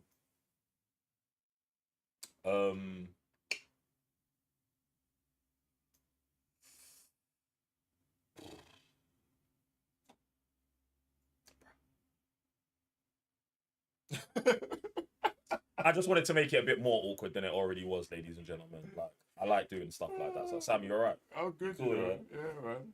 Blackberry, boom. Okay. Blackberry. Clone Tyrone, Oppenheimer, and Blackberry. These are my top 3 movies as listed on Letterboxd also. You get me? I didn't want to have no inconsistencies in my character still. Get me? Wait. Mine's gonna have to be Oppenheimer. So we've got 2 Oppenheimer votes, Yep. John Wick 2 John Wick votes. and I know you want to say it. Across the Spider-Verse. And 2 Across the Spider-Verse votes. Don't blame me. Why was you hesitant on that? Because I'm trying to remember. And I might have to do a double check too. Boom. That's 2 votes for Mission Impossible. Wait, 2 votes for John Wick, 2 votes for Oppenheimer, and 2 points for Across the Spider-Verse. No, I'm being disrespectful. Marty. I'm being disrespectful. No. Tom Cruise. Mission Impossible. No. Wait. Is that this year? No. No, that was last year, right? What are you talking about? He's Top Gun. About 2 years ago, brother. Bro, Top Gun was 2 years ago. what? No, was it 2021? What did he do up this year? You are bugging, bro. Mission Impossible 11 or something, bro. This guy's gone crazy. I just got to double Bro, check. Top Gun, Top Gun did not come out this year, bro. You ain't got to double check that. We just free man fact checked you, bro. Cool. So Across the Spider-Verse. Yeah. Boom. All right. So then I guess we're gonna have to get to 1 for the cyber nerds in general. All right. So out of the 3, what's your 1, Sam? It might have to be Oppenheimer then. Even though it's not in my You top didn't 3. even put no. Don't pick for the cyber nerds. What's your my 1 God. for you? Oh, for me, it's Across the Spider-Verse. Okay. Yes. Okay. Why are you picking that over the other 2? Over the other 2, I love the animation. I love just everything about it. Even though it is like to be continued, which I generally do hate, I still like this one the most because it feel like a fleshed out story. The characters, everything about it is top tier. I'm trying to find dents in it. Like I literally can't. So it's like a 10 out of 10 movie, and it's an animation which very difficult. When was the last time I saw a very good animation? Into the Spider-Verse. And then Puss in Boots, but that isn't. Nah, that's Into like the below. Spider-Verse. Yeah, that's what I'm saying. Get Puss in Boots out of there. But I love Not that it's not, bro. I It's know not what that you're it's saying. not good, It's but not the just same level. bro. It's not the same level. Let's not play games. So that's what I'm saying. Like as animations, it's very difficult. I feel like to even compete with live action movies, and I feel like that can do it. If you was to mention that in any conversation, whether it be comic book movies in general, top movies of the year, I feel like that would be in someone's top 10. Oh, I hear that. Jeez, I'm laughing because I peeped the super chat by accident, bro. And I couldn't help myself. It's funny, man. So okay, the question poses to you then. All right, so my number one since I've seen it has been Clone Tyrone. Since I watched Clone, I've watched this movie like 5 times. I love everything about it. I think for me, it's my favorite John Boyega performance. I love Jamie Foxx in it. Goes super hard. Teyonah Parris is a baddie. She is bad. She's so bad. Yeah, that I love the way it's shot. I love the director. He's the director who wrote Creed 2 and he also wrote Space Jam 2. Not something to be talking too much about, but he did do it. Listen, I full disclosure on it. If he wrote both of those and then wrote and then directed Day Clone Tyrone, something else went wrong with Space Jam. That was someone else's fault. I feel like there's that more towards the target audience than it is. I mean, there's nothing wrong with Space Jam 2. Do you know what I'm saying? But it's Space Jam 2. Exactly. Do you get what I'm saying? Like, even me, like, bro, I don't care for it at all. Yeah, bro. well, I feel like Space Jam 2 was like, what was those two movies you just mentioned? How did I go blank? One was A Day Clone Tyrone and Creed 2. Yeah. Boom. So if Creed it was 2, like, the best Creed movie. See, so if it was written for, let's say, a adult audience, that Space Jam 2, I feel like it wouldn't have been so corny. I mean, But it is what it is. to be Space honest, Jam you 2. do get Scroll Rhodey in there. The villain in do you remember him? Yeah. Bruv, he was hard. Oh, Don Cheadle was in there practicing for Scroll Rhodey in there, bro. But yeah, I mean Space Jam 2 is not even terrible, bro. But like I said, I really like that. Film grain. Film grain, bruv, easy way to win me over. Easy way to win me. Hey, turn your film grain up to 200. 10 out of 10. Boom, you won. I don't care if it's trash. For you. Bro, Phil, it could just go so hard, bro. I love it, bro. And then obviously the cigarette burn in the corner, bro. If your movie's got a cigarette burn, send it to me, bro. I'm just gonna give you a 10 out of 10. Easy, like code there. And obviously, the narrative that it covers, like the world but below the world, all of just the mental games. And I also love the fact that it's on Netflix. Do you know what I'm saying? And it's like just where we're at now, where I feel like Netflix. I don't want to talk about Netflix as a whole, but their movies are improving. Do you know what I'm saying? And now it's like, I think Day Clone Tyrone is like really like people taking it. I don't want to say people taking it seriously because we've got Leonardo DiCaprio movies on there, but everyone's on the thing now. Do you get what I'm saying? And I just love this movie. It came out of nowhere. It wasn't my most anticipated list, but it was like the bottom of it. And it was so, brother, no movie I've watched this year has made me feel like that. I love it. Boom. Mad. Mine's Oppenheimer. Oppenheimer, to me, you know what Oppenheimer, yeah, it's like getting 3 movies in one. Because like there's 3 different stages of that movie. And I love like all the historical facts of it. Although the movie's about a specific time in history, but it was about the journey that got them there. Like, I didn't know that these men were building the thing for the Jews. Like, stuff like that always interests me. Do you know what I'm saying? So it's like, when we're going through these things, I'm like, yo, that's tough. Then you got man like Cillian Murphy going crazy hard acting. Do you know what I'm saying? Stupid. You've got what's her first name? Something Pug. Oh no, Florence. no! Oh, you should have let him drown on that one, Do you know what I'm Max. saying? Hey, Bruh. don't save him so never again. You got to give him 10 seconds of drowning first, please. Oh Do you know what my! I'm saying, bro? And he got it that bad as wrong as well. He was all over the gap, bro. Well, I think that's the last name. Pew, Pew. What, Pug is the dog, isn't it? bro. Max, I don't know how you let him. Oh, Jesus. Bro, I've never heard someone say it before, bro. So I'm just saying, like, I'm The reading this. disrespect for Black Widow's little Bro, sister right it's here mad, is it's mad. crazy. But yeah, his whole relationship with her, I love it. The whole thing with flowers and the scene when they get interviewed and she's riding, man. Bro, that, I don't know how you man shot that shit, but that shit is crazy. Do you know what I'm saying? Then you've got his wife on next to him, actually looking at the thing. Listen, I don't know how you lot shot this movie. This movie to me is a 10 out of 10. The sound is crazy when the bomb goes off and there's a silence. And then there's an after fact. There's people jumping in cinema. Like, the whole thing with Einstein. I've only watched the movie twice because the movie's so long. And you actually need to, I feel like you need like half a day to watch this movie, yeah? But it's just, there's the essence of the movie. Again, the score, you know, me and scores go back and forth, bro. And yeah, man, Oppenheimer for me, and you know what's mad? Man, didn't even watch it in IMAX yet, bro. Yeah, it's crazy, you know. Do you know That's what? how peak it is. I love Oppenheimer, I think it's super hard. But I feel like my rating for it is going down. Like, I mean, I put it out of 5. But now I'm thinking maybe like a 4.5 and a half. And it's only because it's like, really, usually with Nolan movies, I want to go back, bro. And it's not like I don't want to go back, but it's like, what are you giving to me the next time? I don't think there's more, bro. Do you know what I'm saying? And it's like, besides the experience, and it's like, if we're going to watch it in IMAX, man's there. See, there's more there. But I just don't think, like, watching it again, like, you just get more out of it, like, every time. I feel like the way it hits like, and then boom, I'm cool. Like, it's not one of those ones where I feel like, yo, repeat viewings. You know what I'm saying? Like, Inception's like, Inception, Tenet, Interstellar. You watch these movies and you're like, no.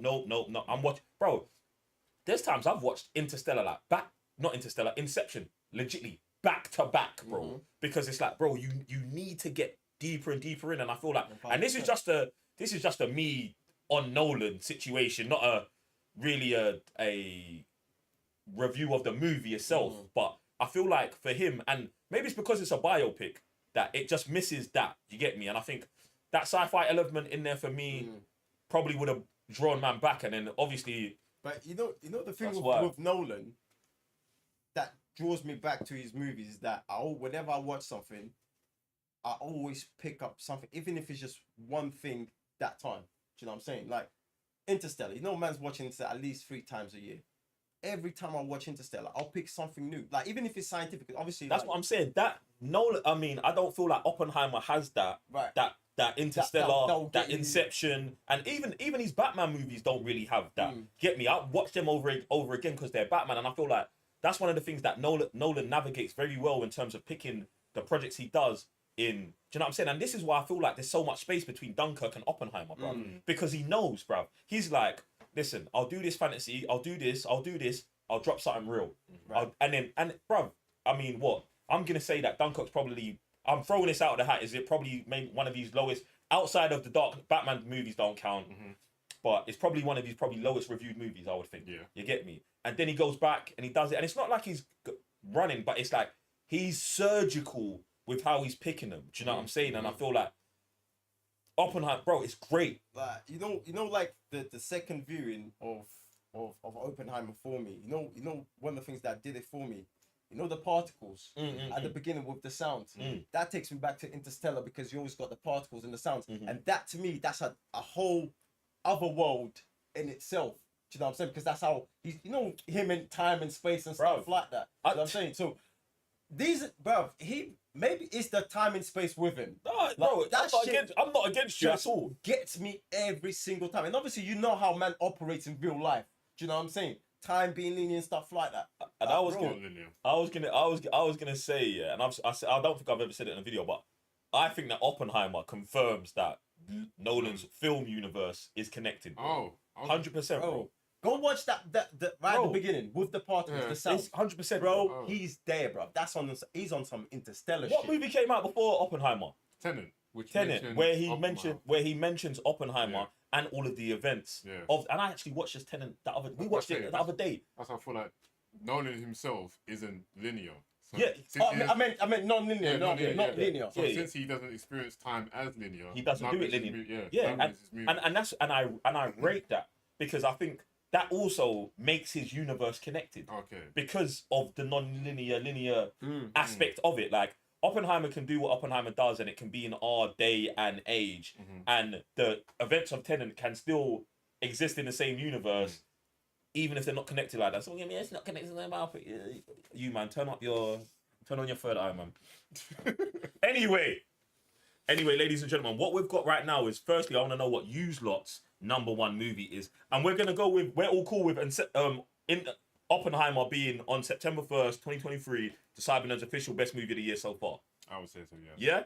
Followed secondly by Into the Spider-Verse, and Useman said John Wick. Yeah. Boom. There you go. Listen, I want to know what yours is. Right. In fact, let's go to the super chats because I know we've got a couple. We've got a couple suggestions. We got one from M Vortex. Just wanted to, sponsor the thing. Appreciate that, fam. Appreciate the coin, my brother. Then we got Tobias Shelby. Oh, hey. Shout out to the Hydro, man. What's good, bro? What's good what's good? Number one is Transformers. Nah. Okay. I mean, if that's his one, Oh, that's his one. yeah.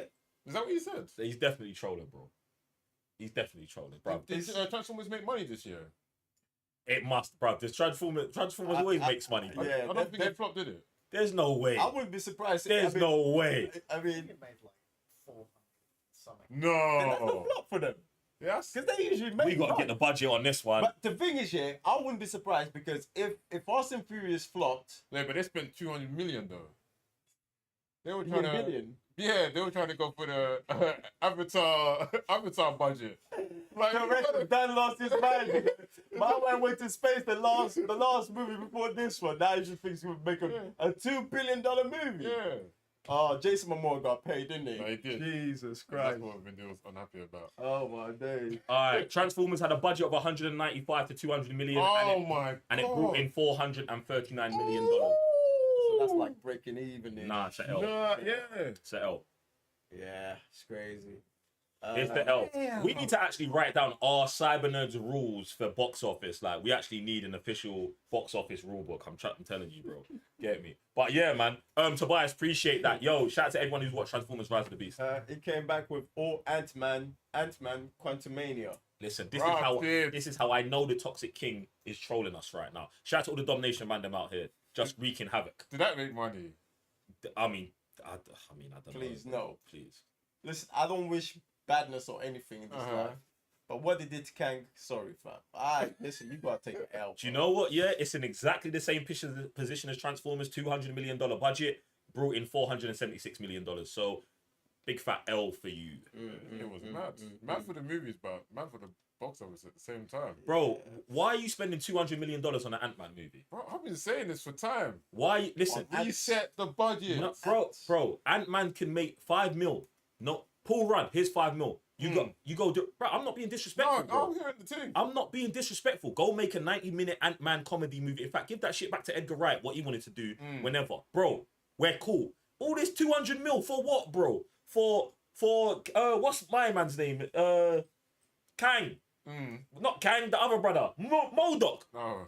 For It's MODOK and Wasp and for us to be talking about Wasp mum getting her back blown out by some brother on some third world planet, bro. Like, no one gives a shit about this, bro. Like, they just do dumb shit for fun, bro. They're in there like, oh, and then, bro, they're really in the writing room like, oh, I'm gonna put this joke in here, and then when the box office comes back and they're getting fired, they're like, what did I do? It's a superhero movie. You're not supposed to take it seriously. Now, bro, you didn't take it seriously.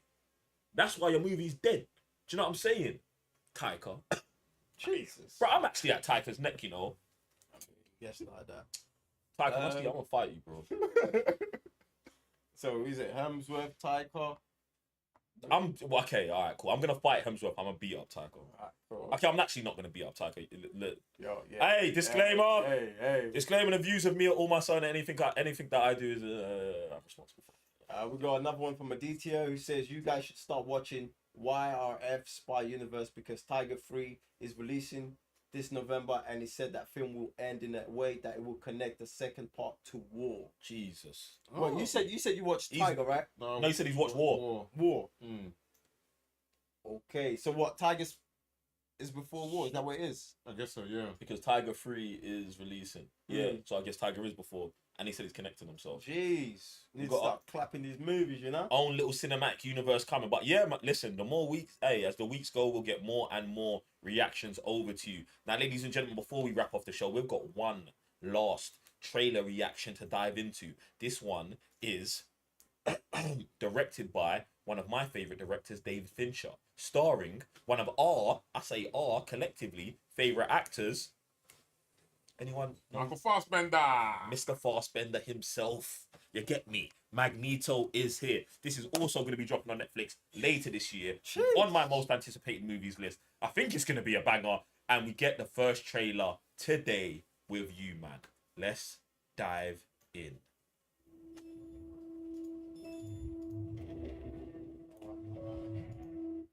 Thank you.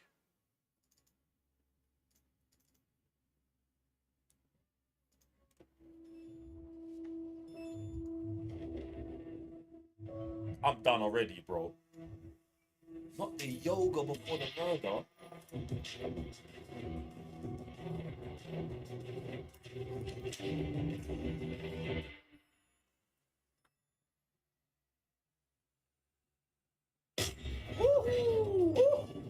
Stick to your plan. Trust no one. Stick to the plan. Forbid empathy. Bro.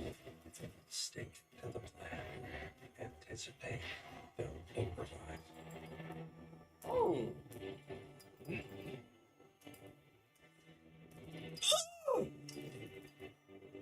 Stick to your Yeah, that's nasty, Never yield an advantage. Stick to the plan. bro. Only the battle you're paid to fight. Ask yourself, what's in it for me? Stick to the plan. Sympathy and weakness. Simple blood, yeah? Is what it takes. He's going crazy. Simple. Yo, run it. No. That trailer was nuts, bro. Wait, what was that? October in cinema. Yeah, Netflix, okay. thing. Yo. No, man's gotta watch this thing in cinema, bro. Yo. Man's gotta watch this thing in cinema. Yeah, it was mad from here, innit? Bro, from time I see him doing that, I'm like, no. Look at this. Some techno shit, bro. Max knows what it is, bro. He knows what it is. He knows what it is. I'm gassed. No. Stick to your plan. Trust no one. Stick to the plan. Forbid This empathy. shit crazy, bro. Stick to the plan. Anticipate. Don't improvise. Come on. Stick to your plan. Never yield an advantage. Plan. Fight only the battle you're paid to fight. Ask yourself, what's in it for me? Stick to the plan. Sympathy and weakness. Is what it takes. Simple. Bro, look at that thing right there, bro. Simple, you know.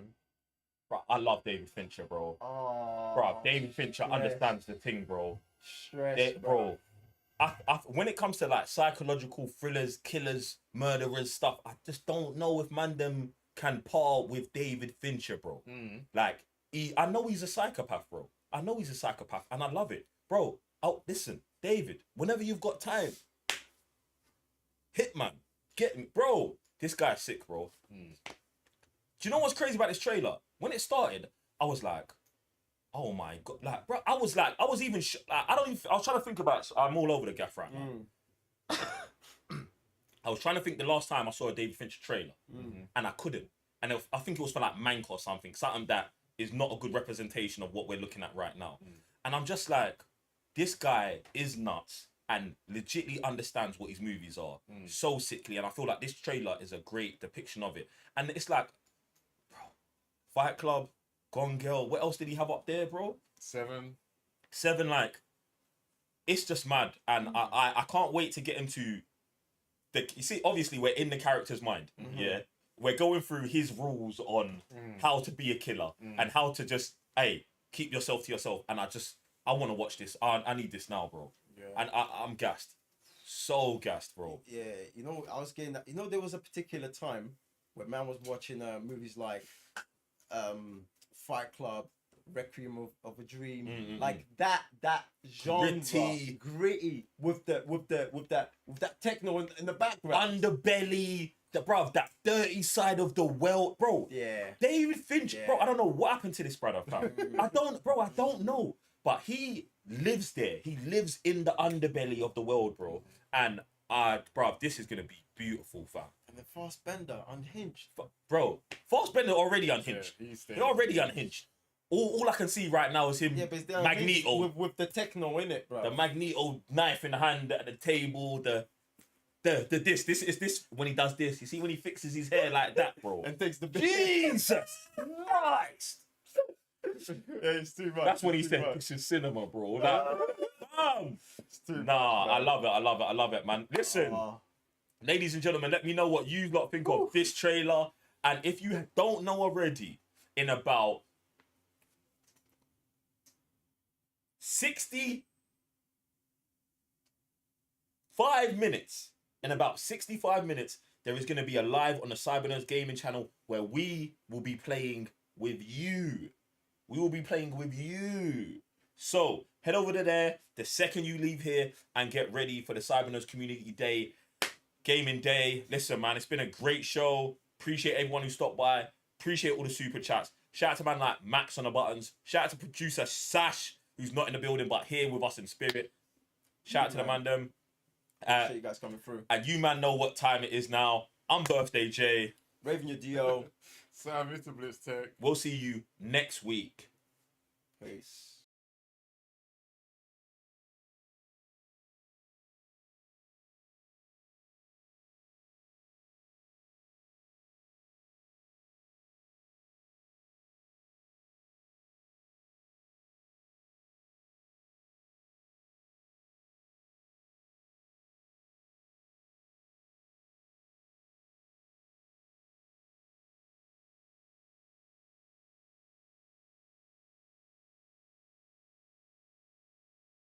Wait. Bring us back! Run that thing back!